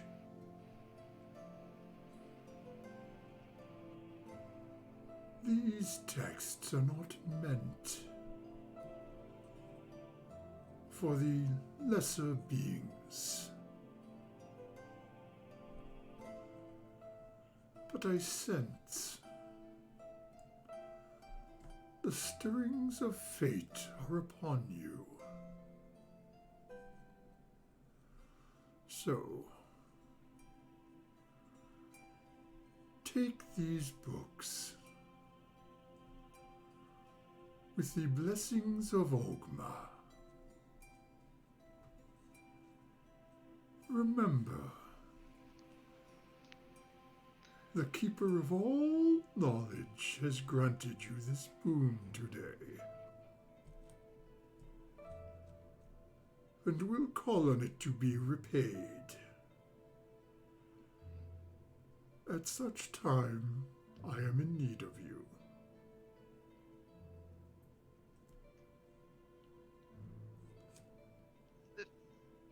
Thank you? And as you watch, that scroll begins to roll itself back up.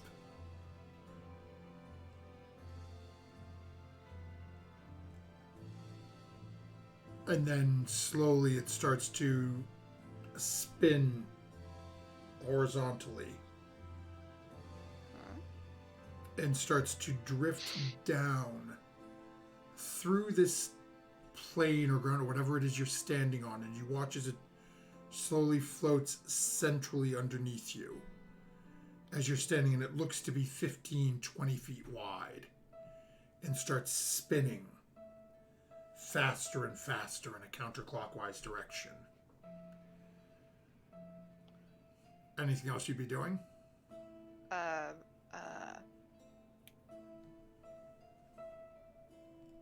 I guess looking around, trying to see if there's like anything shows up. As you're looking around, you don't see anything else.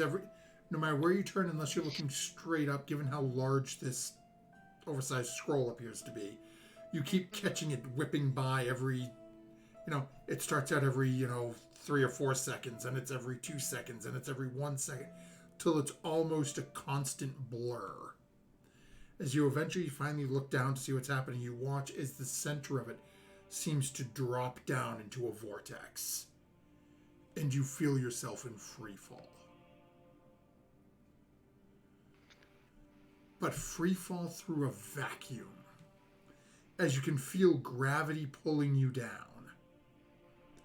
But at the same point, like, your hair is not getting blown up, your clothes aren't rustling. It's just falling in nothing. As you fall what seems to be 10 seconds, a minute, 5 minutes, all of a sudden you close your eyes and you open them. And you're standing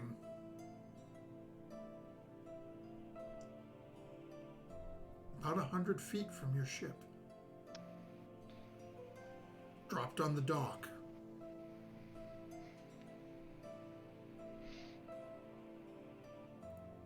As you look, your bag, all of your belongings seem to be in your possession. As you're looking at your bag, though, you notice that your bag is now basically clipped shut. With a small, looks to be a bronze or copperish colored brooch in the shape of a blank scroll.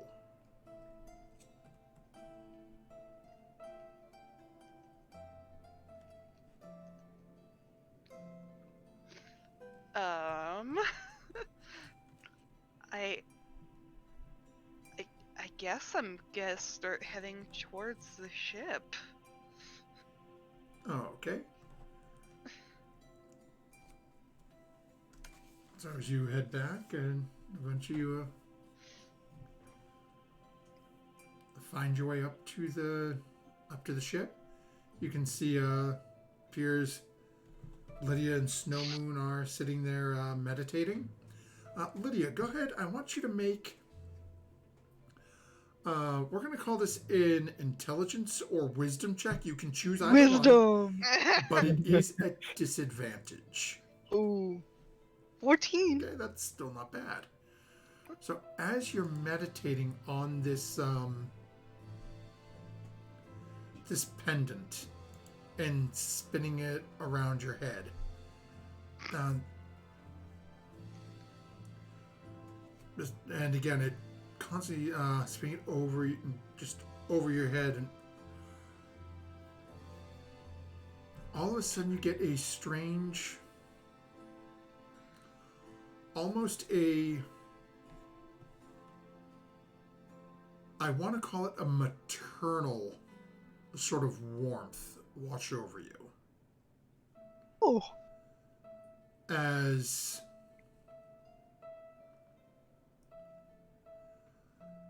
you just memories of, well, I guess we'll call them memories, and just remembering the letter, knowing Okay. that the pendant was given to you by your mother. Gotcha. And the sense of almost protection, like a mother's love, a mother's protection as you have this with you.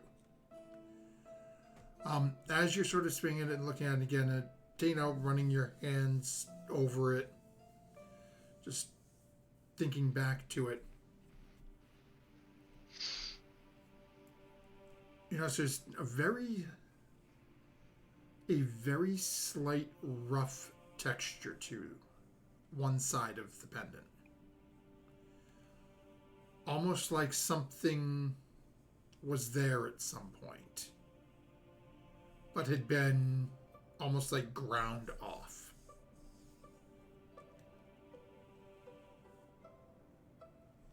And even just running your hand over that same sort of rough spot, you get that same sort of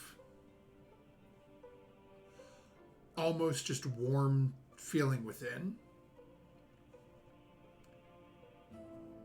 And the scent of trees for some reason.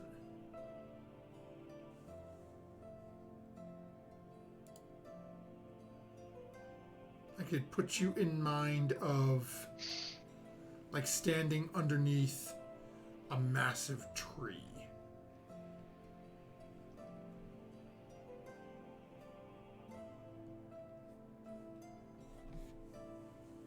And that's when you start to hear, well, eventually you start to hear footprints coming up. Footsteps coming up because you don't hear the prints. Snow Moon, that's amazing! This really works, this meditating thing! Yes, I could keep showing you more. I mean, That'd if be you don't- amazing! I swear I Oh. fought my mum! Ah, really? That's nice. Furia, where's there a big tree? I'm down below. I don't Okay, know if I you're thought- down I below thought- too. Sorry, I thought you came up. Oh no, I thought- you'd be hearing Sarah come up. Okay. It's me. So we should all get together and see what we found. What you found, rather. I don't know what I found. A book, hopefully. That's what No, we sent you for. No, I found that I think I might have met a god. What? We But sent you out for a book. I have the books. But you meet a god instead. It's a little bit of a sidetrack. Something to do with the glyph, I guess. Oh, right. I suppose so.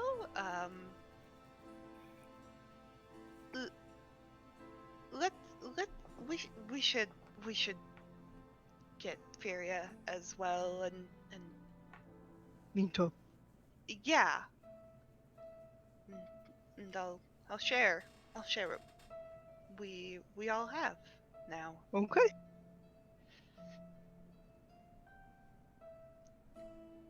Right, I'll head downstairs, go get Furia. Okay. So we'll just go in our little hidey hole. Okay. So the group regathers. To make life easy, we will say Art comes along, but is Mm-hmm. going to remain quiet. For the most part, will be basically absorbing and internalizing the information for the moment. So I found 2 books, and Cool. first weird thing, they were hidden on a tall shelf in a room not made for tall people, Right? Hmm. but I got them. It's 2 books on shifters, which is, I suppose, a form of lycanthropy. whatever. Or maybe what I do could be called shifting. I mean, It's True. what did these books say? What did you learn? Well, I didn't read them a lot. I mostly just took what I could and brought them Oh. here. Okay. There's one book taught.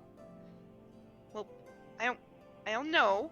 I don't know what either book says, but the card at the front of the book of the area told me one is about shifters as a race and as a contagion, which does not seem good. But I can't read them. Ah, it's in a different. It's in a language that you don't read. So, you stole them. Is that what you're saying? I think Like you- I You have them now with you here, as opposed to in the library.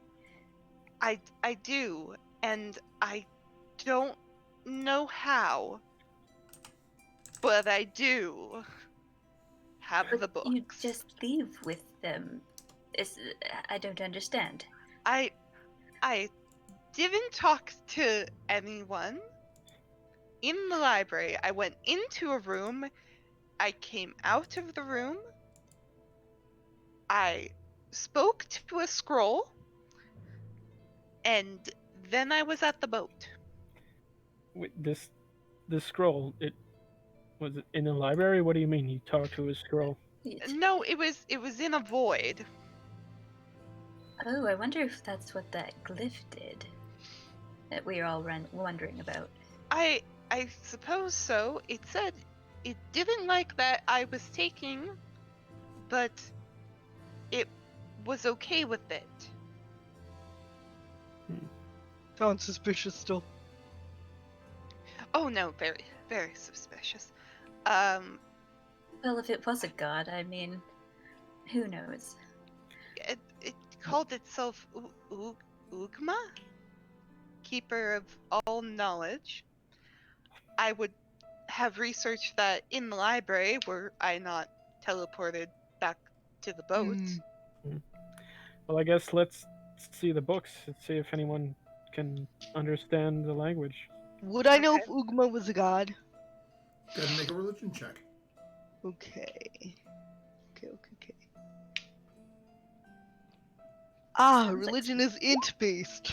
That's so Sounds practical. like something that Art would know about as well. That it's Yeah. the keeper of all knowledge. Wizards are into knowledge, right? True. Fair enough. Or Let me to know. see here. We're going to make an assumption on art sex. I can't find the character sheet. I'll have to resend it to me. That is a 9 on the die. So let me just grab what I do have.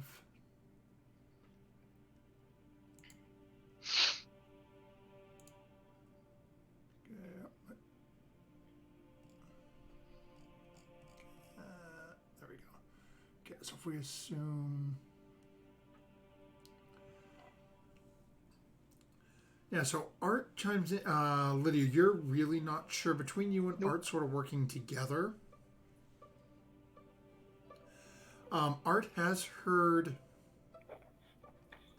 speak of a deity known as the Lord of Knowledge, but for the life of them cannot recall the name at the moment.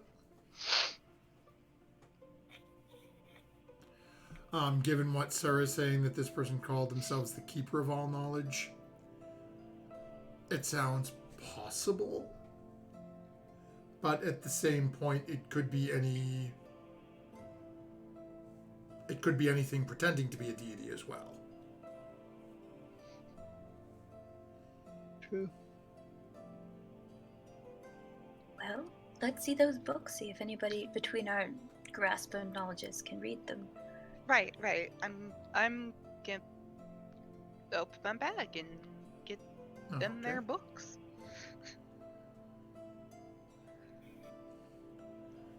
So go ahead and make a perception check as you're sort of detaching that little clasp that is now holding your bag shut. Oh, yeah. Perception is, and we add that in. That's 7. That's a Oh, nice okay. crisp. So it's again as you're sort of again it's I'm calling it brooch because it's about that size. But as you're unclasping it, you notice it is firmly. It feels like it's always been a part of your bag. It doesn't feel like it's a simple just sort of pin through. It's like whatever happened attached it to this point. As you just pop it, and again, it's just that simple, you know. If it was a regular purse, it's like that little magnetic clasp piece at the top of it, where it's just you pop it open and without thinking, and then stop for a second, like, wait, what? And that's also new. Oh, okay. Books first. Books first.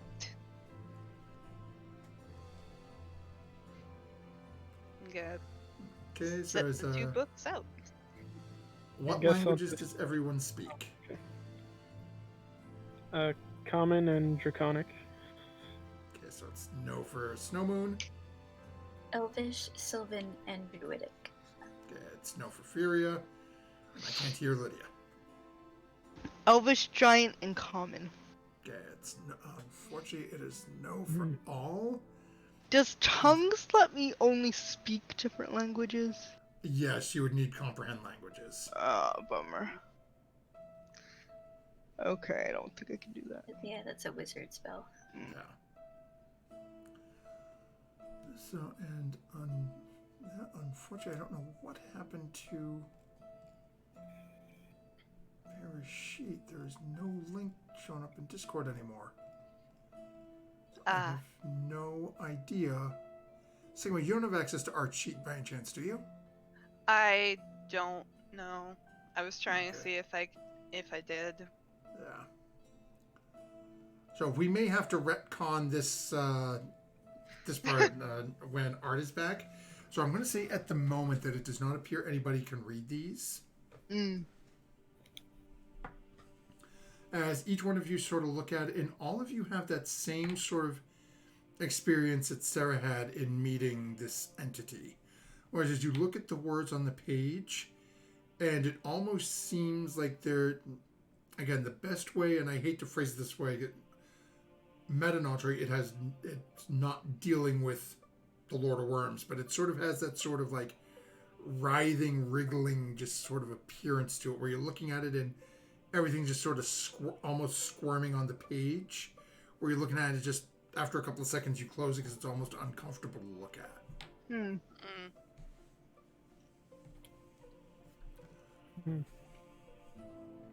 So, as Art's again, just Art will.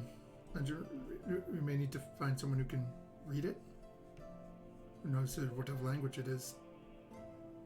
Either that or get a spell that helps us interpret it. That too. We could try the captain. Do we know what languages the captain speaks? Not those. I don't think. Yeah, Lydia, you would know. And the captain speaks Common, some very badly broken Dwarvish, and a spattering of Orcish. That spattering is mostly, we'll call it flavor language. Yeah, flavor. Yeah. Afraid not. Well, I Alright. guess we'll just have to decide where to go next, and then if we're done in this city, you want to try up north, Sure. Dragon's Home?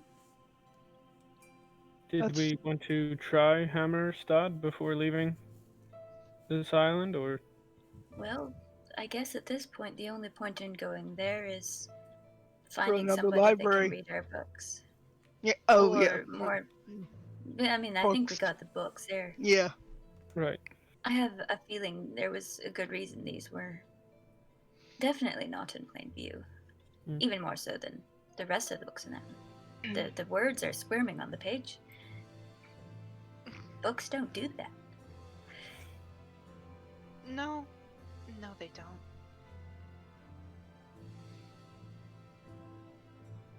I guess we could ask the captain if she would be okay with going down there, or if we could just wait around and go straight north. Whichever's fine with me. You did give the book to the captain, right? Yeah, the book's back. Yeah. Is that what you mean? Yeah, you when I don't know what Oh, happened yeah. when you and Snowman. Oh, sorry. I went thought that was talking out to of. the captain. I thought that was out of character. I'm like, yeah, we did. No. Yes. Not yet, but we can I do thought that we now. did. I thought we brought the books to the captain. You brought the books back, but you We guys really didn't talk about the books. explicitly- Yeah, we did Oh, okay. talk with her, so. Right. you right, said Snowman tell, and then we'll give back the books, and then you never gave back the books. Right. Okay. We're here now, so I can give them to her now. Sure. You let the captain know what's going on with your situation, Snowmoon? Yes. Or Yes, I did. all right, We did discuss it, so. and she's okay with it. She Oh, seemed- she's a little more than okay with it. What does that mean? No, well, think of an army of what Snowmoon is, and she's planning on doing that to the crew, maybe. How on earth is she going to do that to the crew? I guess have Snowmoon inflict wounds on them. Well, I don't think it's right to it make didn't somebody a quite come were to that. creature without their permission. Me too. Yes. First, it didn't quite come Second to of that in all- our discussion. Snowmoon, this ship was make an insight inhabited. check. This ship was inhabited by a lot of were creatures. I went and looked at Snowmoon's bunk, and his bunk is now boars. So Hmm. every bunk in here that had an animal on it was slept in by a were creature. At least That was that's a what dirty I 20. assume. Yeah, you're pretty sure that she's going to be taking people and having you beat them over and over again with your tusks until they're infected. If you can prove to her that you can control it, that is very useful. You've got somebody who is potentially a little sturdier, can turn into an animal, can freak people out. Yeah. There is I no didn't reason quite- a pirate captain is not going to be interested in an army of that. I didn't quite agree to that, or at least I didn't mean to. Say It's no, your- man. It's your ability to give it or not give it, and I don't I- think that you should give it to somebody unless they want it. Yes, Unless mastering it for myself was all. Unless I he's tried on the to- ship and the captain makes him do it when he's out of his mind, his right mind. Well, Well, then she'll have me to deal with, Yes. who can We'll have also to- turn into things. I mean, I will use it in battle if I learn If you to can control it. control it, yeah. Right. The other problem with making a whole bunch of people were creatures is the control problem, and if one person can't control it, it might doom everything. Put a hole in the boat, you know. That's what I'm thinking. Army of were creatures doesn't sound good to have. perhaps we keep these books that I found away from the captain, just in True. case she does find a way to read them. True. So then we Well. need to decide what we're going to tell the captain that you found, because I told the captain we were waiting for you to return to see what information you gathered. She found nothing. Exactly. We didn't gain any knowledge from her trip. There we go. Very Which is- crafty. Which is really true. Just we Hmm. haven't yet. Just don't leave out the yet part. Okay then. And I guess that also takes out Hammerstad to gain Ah, anything. yeah. So Because we can't, if we don't want to divulge the reason why. So yeah. There was one other thing I was able to read. We could always give that to the captain. I didn't learn anything about the Great Hunt per se, but I learned about great hunters and an island of madness. We haven't really told the captain about our project and the Great Hunt at all. So I guess we'll just say we learned nothing further about my curse, and that Dragon's Home is our next destination. I suppose so. Yep. Okay then. And we'll just have to keep looking out for any ability or anything that will allow us to read those. Well, for now, we're just going to keep them hidden. And I'm going to put them back in my pack. Okay. So And it you is, really should give that book to the captain. You know, not that book, but the other book. Which other The, book? the one of set of 3.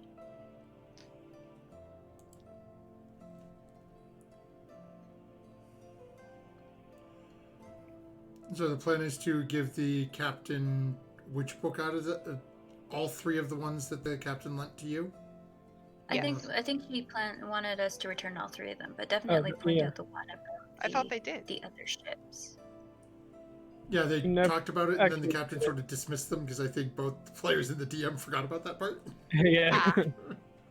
All right. So I'll walk down to the captain's cabin right now and knock on the door. Oh, okay. Captain. Yes. What now? Just returning the books as requested. Oh, yes, we did discuss that, and then seemed to all forget about it, Yes, given the forthcoming nature of your discussion. Yes. So here are the books as promised. Thank you. Anything interesting in them? Not too much, and Sarah's research at the library was not too fruitful either, so it seems like Dragon's Home will be our next destination. Okay, well, the crew is all due back by noon tomorrow, so we'll set out with midday and see about how long. So it pulls up the charts and everything, and that's going through. Depending on the prevailing wind when we leave tomorrow, shouldn't take more than a day or so to get there. Okay. Let's see what we can find out then.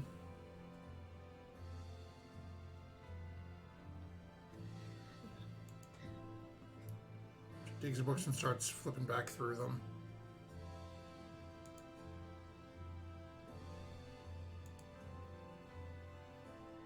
It seems to be ignoring you at this point. It's sort of Yeah. an unspoken He'll dismissal. just exit.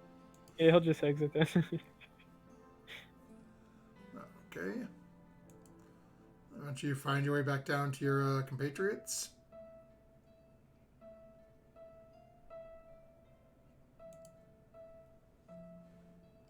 Okay, I return the books, and Dragon's Home is our next destination. About noontime tomorrow, we'll be setting sail. Was she pleased with what we read in that one book? She didn't seem to. She asked what we learned, and I said not much, and she seemed satisfied by that answer. So Well, that one book had pirate stuff in it. You know, which ships to raid. Yeah, well, go back and tell her that's no. She was digging through them when I handed them over. So I guess I should have just done it myself. Can't get anything done right, you gotta do it yourself. I'm gonna go to... Are you going? Because I'll go if you don't... If you chicken she's out. reading them.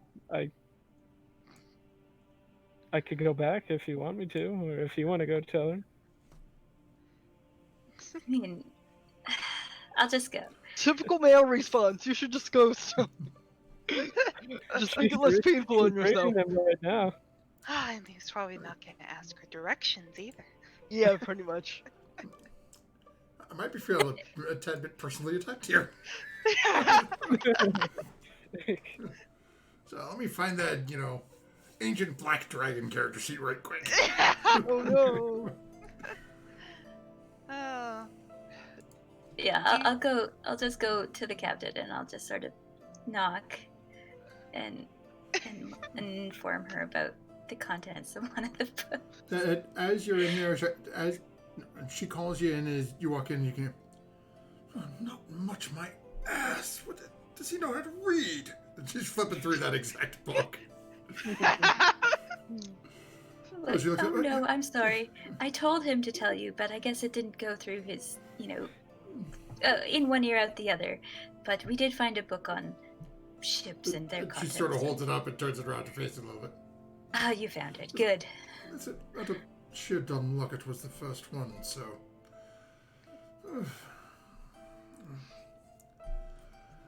Well, I never good trust reading. a soldier to do a sailor's job. Yes, I back don't at- know. I'm not either, but I'm glad you found it. I'll leave you to it. Shut the door and just get out of there. Okay.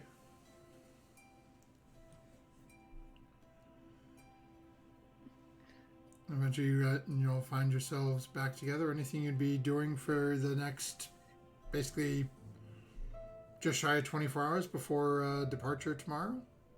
Nope. I would like to go back and visit the apothecary shop.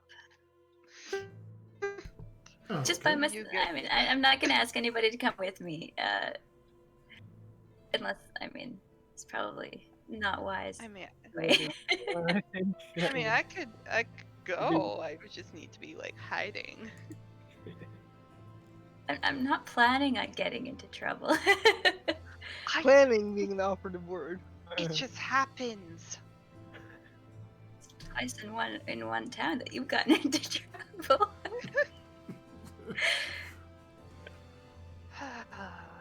Okay, so are you letting anyone know that you're going for, or are you just slipping out? I would say I'm just gonna go browsing in town, and I'll be back in a couple hours, an hour. I don't know how long it would take for me to get there. Oh, okay. Yeah, it doesn't take long to get there, especially where those of you who haven't physically been there have been given pretty good directions. Those who have been there, it's only maybe a 15, 20-minute walk. As long as you don't get distracted. Mm. I don't think so. If you window Yeah. shop, it might take a little longer. Well, I definitely look, but I'm not gonna be going into any other stores. I'm headed right to the shop. Okay. Eventually, you get to the shop again, same, very front of the mill, back behind the counter. Doesn't even really turn on. Yes, come in. How can I help? Oh, hello again. Oh, I'd it's like to thank you for the plant. plant lady. Yes, yes. How can I help?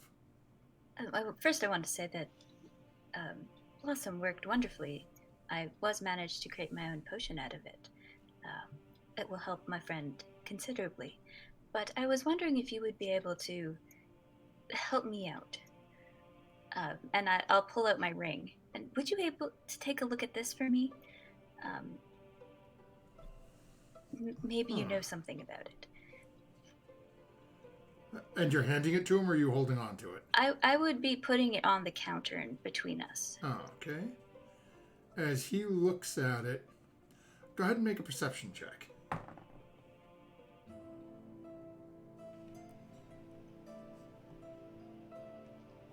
18. Okay.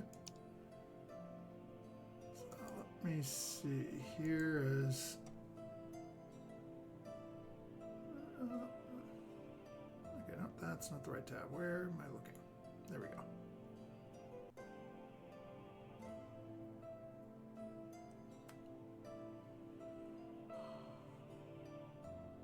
Just gotta bear with me a second. I gotta find my notes here. Nope.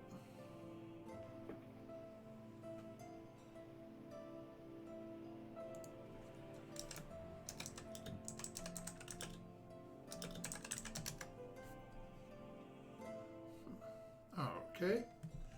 As you're looking at this individual, as you watch as he's sort of looking over it, and you definitely notice, even from the very sort of very gaunt, drawn back face, you see a little, almost a flash in the eyes as he reaches out and starts looking at this. And you can see as he starts going on, let me just see if I can find all of my notes here. This is quite impressive. A family heirloom, I assume. That's what I'm hoping.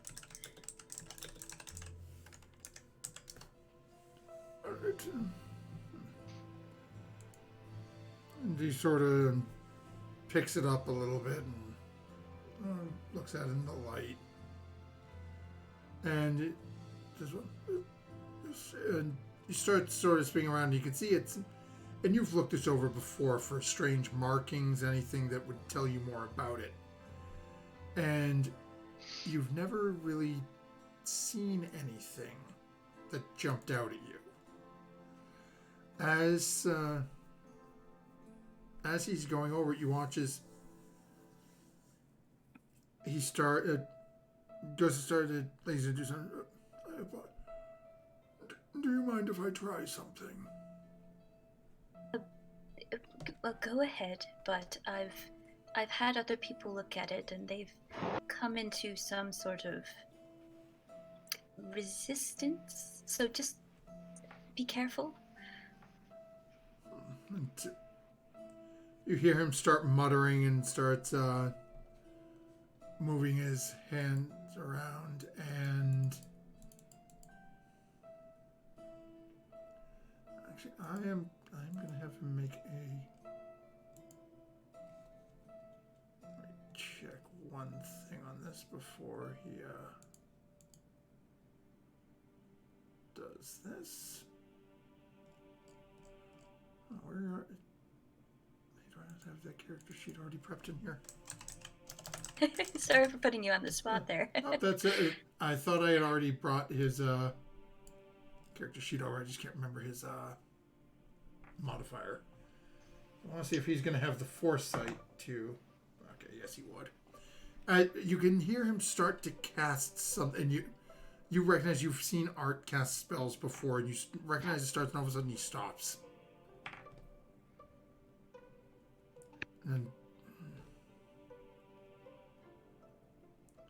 And starts casting something different. And the only reason you know it's something different is you don't understand what he's saying, but you just recognize the sort of tonal patterns, and it's a different sound to it. And after a couple of minutes, you watch his eyes close as he's just. It looks like he's staring at it through heavily lidded eyes. Yeah.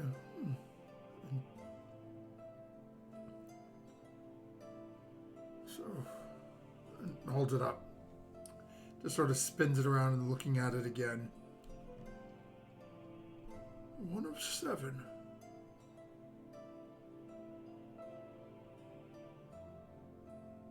And sets it on the counter and then looks at you. But how did you get it? I've always had it.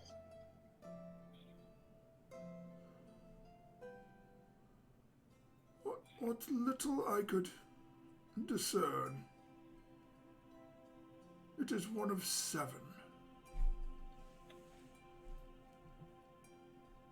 The 7, I suppose we should call them brethren, or sisters, or siblings, whatever. Whatever you feel. Long ago made and lost.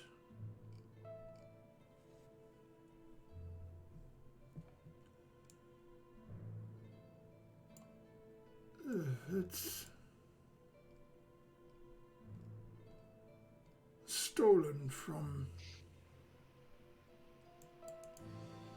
live.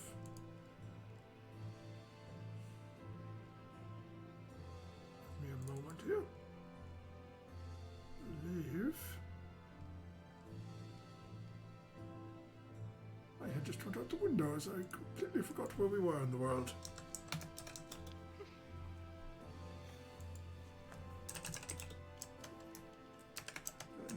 Let's see, let me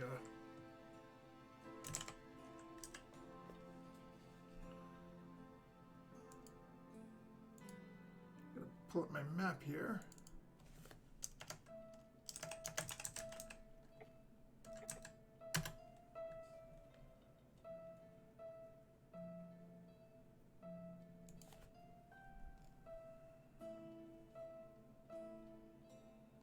Okay.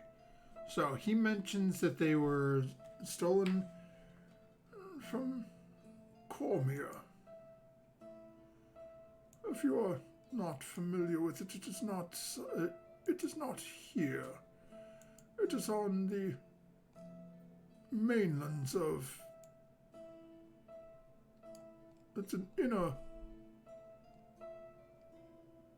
area, and it goes over. It takes a couple of minutes, and pulls out a map. And this map that he pulls out to you is basically a map of the world. I'm going to pull over our party here onto our map. So, and I'm actually going to open up an additional section of. Actually, you guys have made some other interesting visitations here. So you are also. I'm just gonna put some more of this here. Oh, this map is huge. Oh yeah, this I is love it. This is a massive. Oh, goodness Yeah. gracious. Oh no. So, as you guys are currently, we're gonna be shipping it all over the place. So hold on to your butts, folks. You guys are currently over in this area, Okay. way over just west of the Corn Archipelago. Yes. As he opens up this book, now mind you, only Furious sees this. He Right. mentions, and you can see where Waterdeep is in reference to that, so you have a Yes. somewhat of a point of reference. Yeah, even I've heard of Waterdeep. Yeah. Now, in Cormier passing. is way the hell over here. Whoa. It is well in the interior of Faerun. For those, and I mentioned this more because I know Keplin you watched on Fridays, and Sarah you lived it. North of Cormier is the Anarok Desert. Oh, To give you that's a where rough that is. idea Okay. where this is, so as players you have a little bit of a better idea. Right. Mind you, this, I don't think I set this to scale in terms of measurements. I need to, oh, actually, maybe I did. Give me a second here. Did I actually do a good thing? Yeah, that's pretty dang close. Yay! Okay, so I actually did my job for once. So, Yay. you are roughly, from where these things got stolen, you are ballpark 1,400 miles away. As he is talking to you about this. You know, it said they were stolen from somewhere in Cormier ages ago.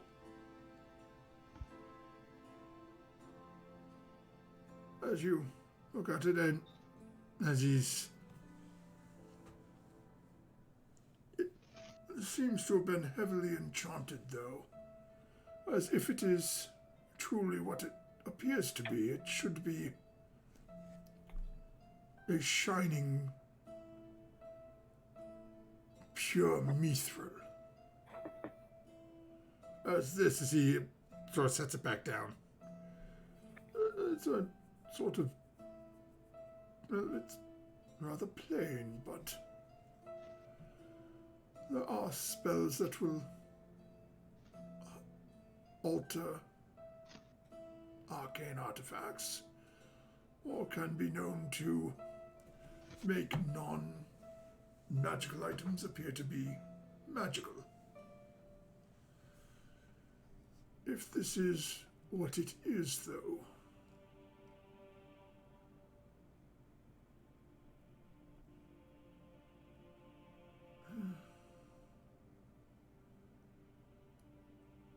I will give you 5,000 platinum for it right now. I can't whistle. Woo! Yeah. Damn. My eyes are still like riveted on this map. It's like it's just so big. I'm sorry, I can't trade it for anything. It's the only link I have to my family. In other words, I consider it priceless. You can see as his face hasn't left. Other than that brief glance up at you to Enterprise, his eyes have not left it. But it is sitting on the counter between the two of you at the moment. I am, however, I can give you something for the information you have given me. As he looks down at the ring and says,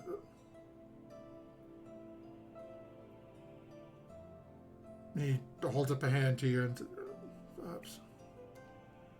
And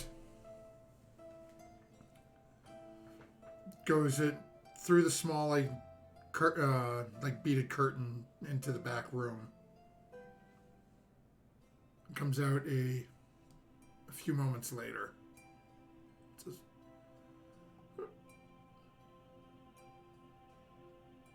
perhaps a small trade then. And he brings out and opens a small chest in front of you and pulls out what looks to be a two small stone figurines. And each one of them looks like it's has a small face carved into it. And hands one to you. Take this. Should you have need or want to accept my offer, contact me. I have the other one. What does it do? It is called a sending stone. It allows communication to occur once per day. It's rather short, only about 20-25 words, but enough to get the point across. After it has been... So basically, if you were to send a missive to me, I could respond, and then that would be the end of it until the next day. But I give you this in the hopes that should you decide to relieve yourself of this item, that you will accept my offer. Well, I will consider it, and if I choose to part with it, once I find what I'm looking for, I will let you know. He gives a little bit of a bow,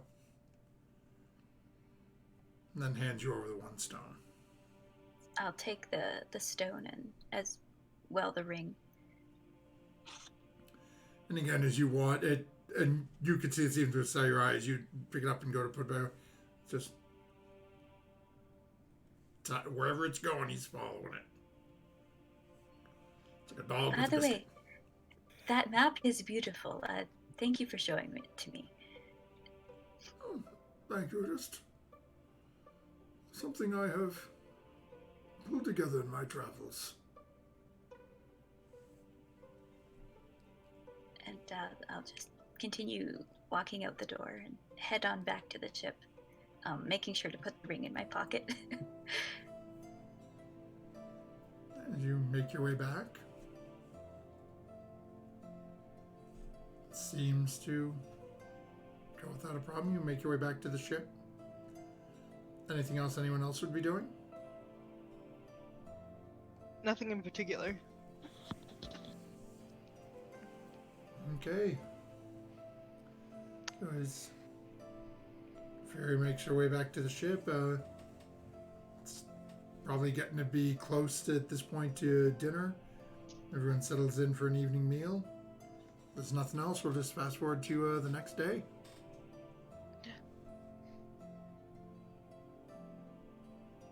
Okay. Works for me. Okay. I would definitely spend some time, like, right before bed, like, going over the ring, like, how did he know that? Like, what did he find? And then, sort of dozing off after putting it back in my pocket. As you're going over it again and again, you're not sure what spell he cast, but as you keep like staring at it again, it looks just to be a very plain. Just again looking at sort of, and I don't want to say like the dingy quality to it, but it's like it's not like it's a beautifully like sparkling band like he was describing it should be. You see, it looks a little worn. It's dirty. Got some dents in it. Tarnished. Thank you. That sort of tarnished, almost like when you get gold-plated jewelry or something, where it's just no matter how much you do, it's impossible to get it clean and to look right.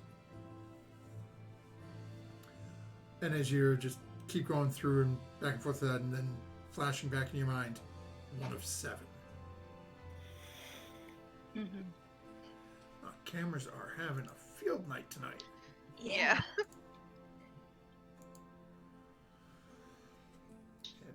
Yeah, I can't see Sigma anymore.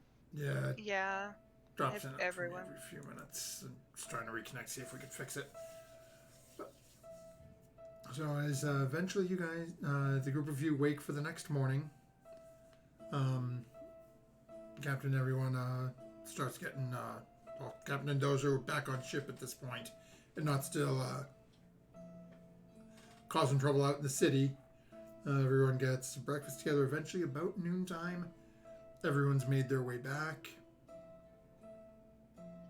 Captain gives a call, and you guys start making your way to head north towards Dragon's Home. So we're gonna jump back over to our Oh, now I can see her. more Yeah. localized map here.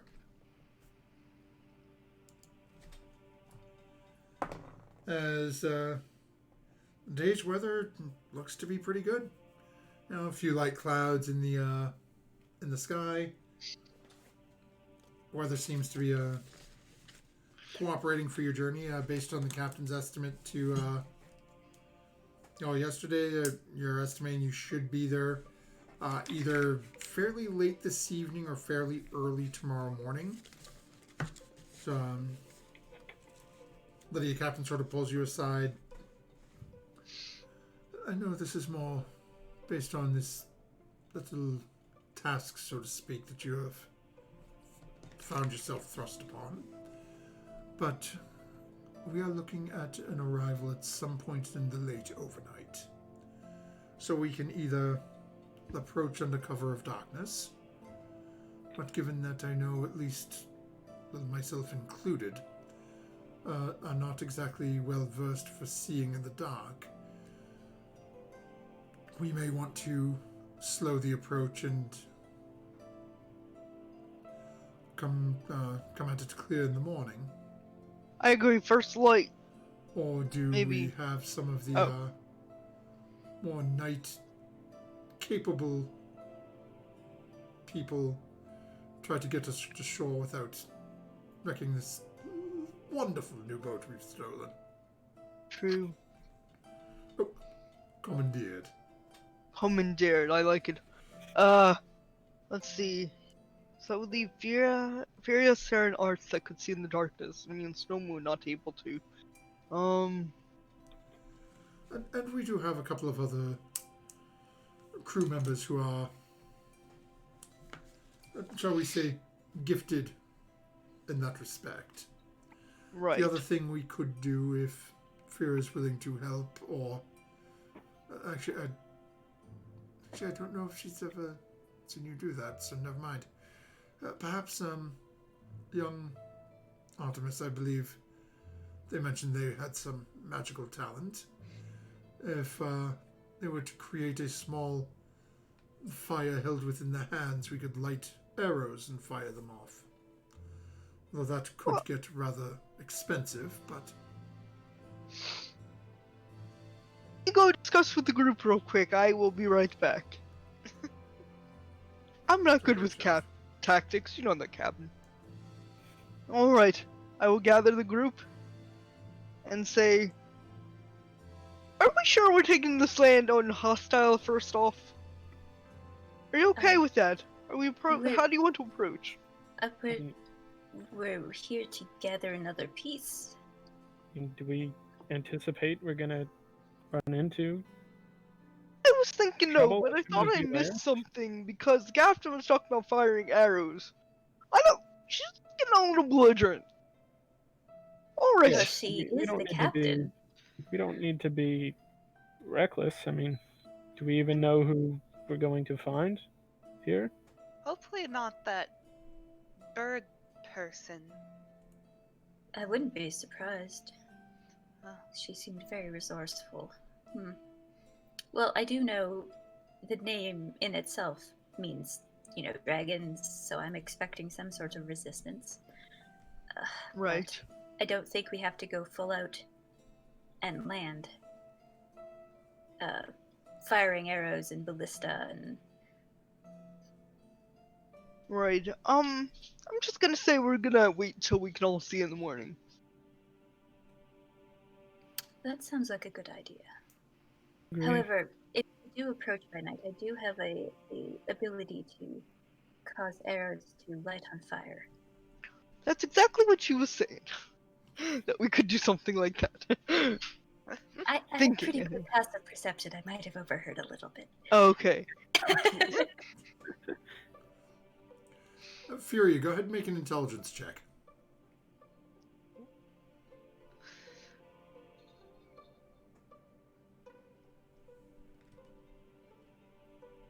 $16.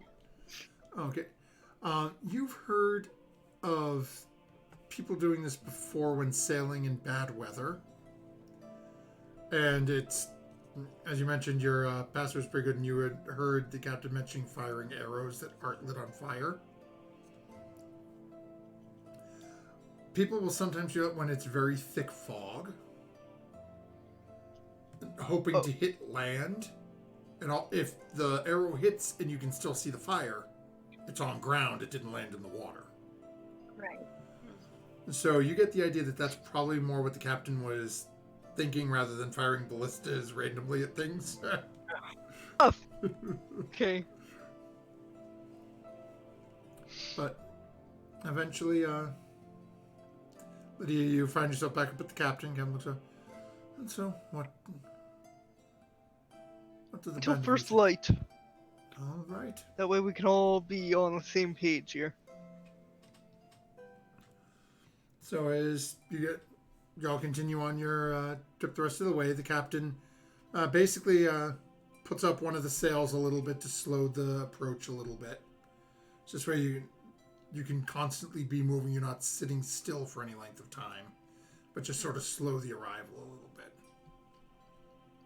Eventually, anything you'd be doing throughout the remainder of the day and evening, or is it just... Mosey around. I would be practicing my flute Okay. on deck. Okay, go ahead and make a performance check.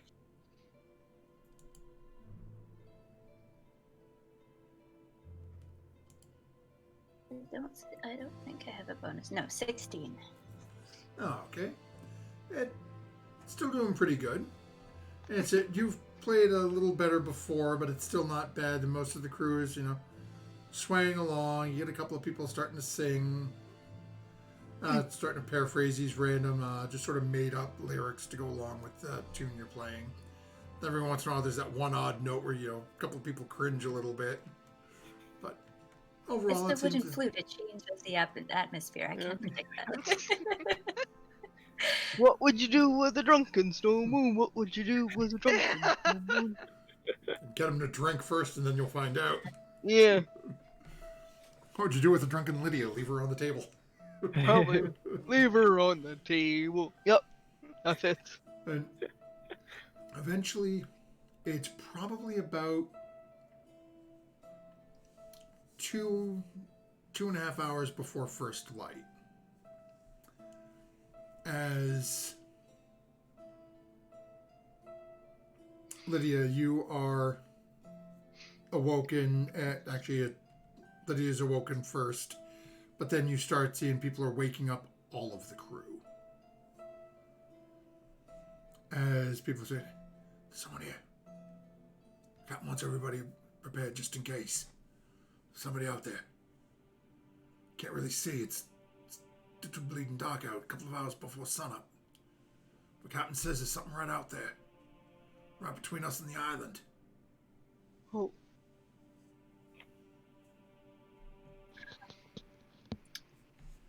Okay. All hands ready just in case. Something's up there. Something's up there. You can hear a couple of people, like some nervous chatter back and forth. But you hear more than a few sounds of crossbows getting cocked back and ready.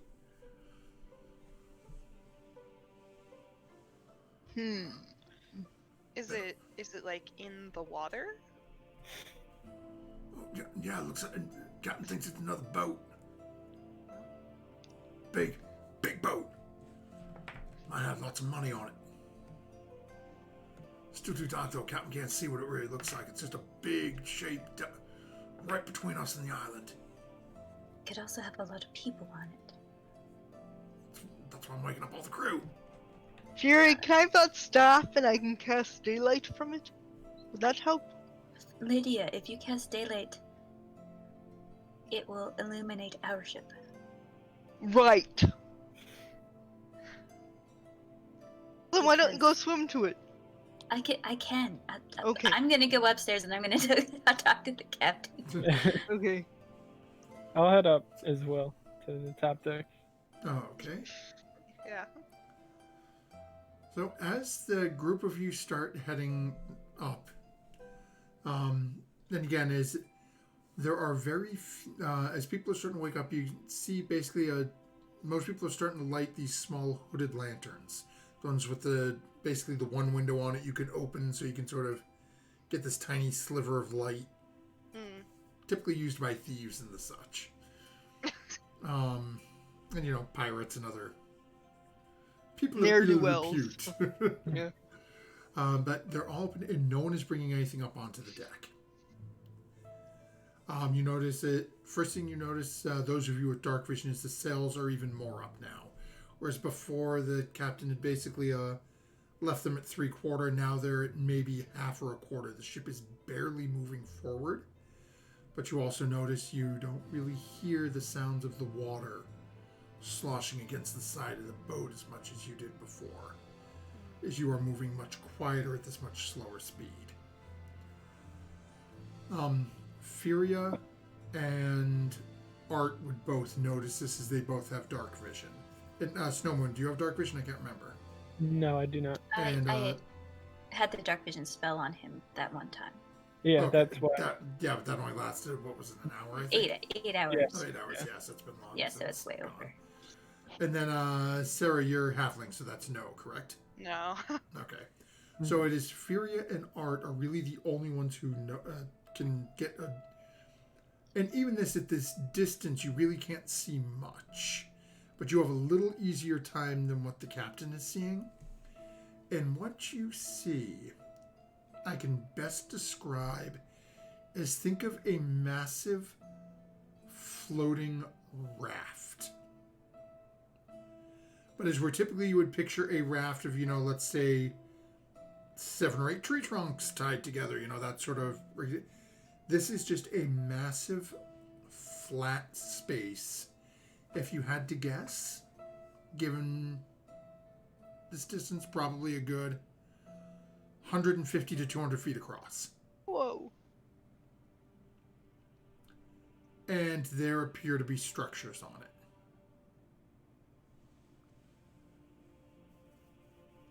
As you all come up and the captain sees you coming up, as the captain is down in this area, his crew is starting to come up and everyone's just very hush-hush. She's the 5 of you coming up. So, that's something that was still probably about 150, 200 feet away. I'm pretty sure they've noticed us. But it's hard to say because there isn't much of the way of light over there. We're keeping ours down though. But we're really not sure what to expect from it. We're still a good couple of hours away from the island. So they're not overly close to it, but... a man-made island. That's what we thought about an hour ago, when it was a good couple of 100 yards off to the port. It's moving. So, a really big floating island raft? It's either a vessel, we're thinking a vessel of some sort. But it's so flat. Like, not boat-shaped. There are people who use debris to make rafts if something happens, but nothing on this scale. Whatever it is, we've never seen the like, but it looks like it's got structures on it. If it has structures, that means people. If there are people, that usually means money and goods, which we can use both of, so... I mean, we could go over there. I do have water breathing prepared. We could swim over. As I said, that's still good ways away. How long are you able to do that for? I think water breathing lasts for like an hour. Oh, sorry, 24 hours. Oh, well, then yes, you should definitely be able to make it there. Assuming no sea creature eats you. Not if I turn into a sea creature first. Captain just sort of shakes her head. Well, seems like we have some thinking to do to decide what happens. Well, if you want us to go over there and check things out, we think that there might be treasure over there. We could go see what we can get. But I would say just sail around it, if possible. Yes, I mean, given how big it is, we have no idea how many people might be on there. Could be outnumbered. As you say that, the slight cloud cover to the west seems to break a little bit. And all of a sudden you start to get slight rays of moonlight starting to shine down. And you start to see again very minimal at this distance. But again, it does look to be almost a sort of ramshackle, like, I guess we call it like a tin village almost. If you picture, where am I thinking of? Like Waterworld? Very sort of Waterworld feel. If you saw the old Marvel movie, The Hulk, with Ed Norton in it, where he's in Brazil, and it has that sort of tiered like village look to it. You'd know it if you saw the area, because Lord knows it's been in 1 billion movies. But as you're looking at it, it looks like one side of it is it has a more pronounced, almost like a ship-esque front to it. But then towards the middle, it sort of arches up towards a point, and then starts to trail back down with these different sort of tin Waterworld-esque like huts and almost houses on it. And as you're looking over and getting this vision, all of a sudden a shadow passes through the sky. And both your own vessel and this small raft-esque piece are shrouded by two massive dark wings. Oh no. Oh. Sailing past, cutting through the moonlight. Oh, there's your dragons. And that's where we're going to call it into tonight's session. Oh! As you have now seen what appears to be a large, massive floating village. And sailing somewhere off to the west of you, between your vessel and the moon, appears to be a dragon. Great. Nice. Now, for concept for concept, what's the word I'm looking for? For whatever the hell word I mean that I can't find because goddamn the brain ain't working. Goddamn, get to where I want you to go. Pay attention. There we are. Okay, so you guys in your boat are probably about here at this point. I'm gonna shift ping you. Ah. You are rather close in comparatively to Dragon's Home. But actually that might be a little too close. Let me just see. Yeah, so you're probably still a little further back than that. The ship is also relatively large, so Yeah, on the scale of things, but Yeah. so you are. Yeah, that's probably a little better, a little more. You're a little over 10 miles out from the actual island itself, which isn't much given the prevailing weather. Should be there in an hour or so, but there is this rather large thing in between the two of you, and you've now seen this shadow flying by. As all of you look up, and all you see is a dark blur appear in front of the moon and disappear. So we'll find out what happens next time with this strange floating village. But before we disappear, we need to decide what to do with our Nat 20 for next week. So we are going to be kind, rewind sort of mood and let Art keep theirs for next week, but we will vote on another one for next time. So anyone in chat, you can see Michael. Looks like Michael's been hanging out with us for a little bit. I saw Lieutenant earlier. I saw Eric Blish in there. So anyone who's still in chat, do you have a vote for a Nat 20 for next week? And same goes through to our viewers, our players. Anything jump out for you? I can't say combat-wise because we didn't have any combat, but.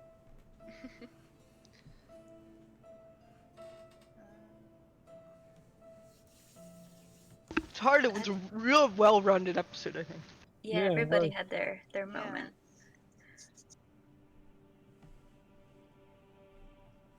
I want to say Snow Moon, just because I feel like he's gonna go through a lot the next couple of episodes. Well, either a lot in the next couple of episodes, or nothing for another month. True. All right. Yeah. So with that, we had Furia and her moment with the shopkeeper. Mm. We had Lydia and Snow Moon with the meditation and Lydia's Yeah, I little like that memory too. there. Yeah, I We would had say Lydia. Sarah and And Sarah with the bookshop the god bookshop. situation. Yeah, whatever. Or not bookshop, library. Uh, Yeah, it's a heart. I don't know. Okay, well, perhaps. Perhaps the die will Yes, I was tell gonna our say, fate. perhaps we let fate decide. I just happen to have a chance cube here.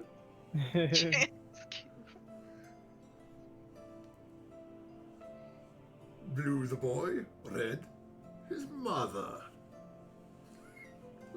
Oh, what's up, Rob? I don't remember this part of the Matrix. That would be from episode 1, Phantom Menace. Oh, I never saw it. Oh man. They work great, but they're part of the canon, so. I only I remember. know. I only remember. Now this is pod racing. No. Mind tricks no walk on me. Only money. Okay, so the dice seem to agree with Sarah. As I rolled a 3, and Snow Moon is third in our slot on our gamers here. So Snow Moon, you have the nat 20 for next week, as well as Art will have one. So let me go ahead and actually remember to pop this on this time, so that we don't have weird questions over Who has the 20? who has the nat 20. Just stick that over Maddie's head and transition that on. Okay, so don't forget, folks, when your party sends you back to the library to do some more research, and you've been watching this weird flashing glyph that doesn't seem to be doing anything, probably not a great idea to steal from that room necessarily, but if you're going to try, when you meet the inevitable deity of the library, don't forget to add your proficiency bonus. Yeah. See you all next week. Good night.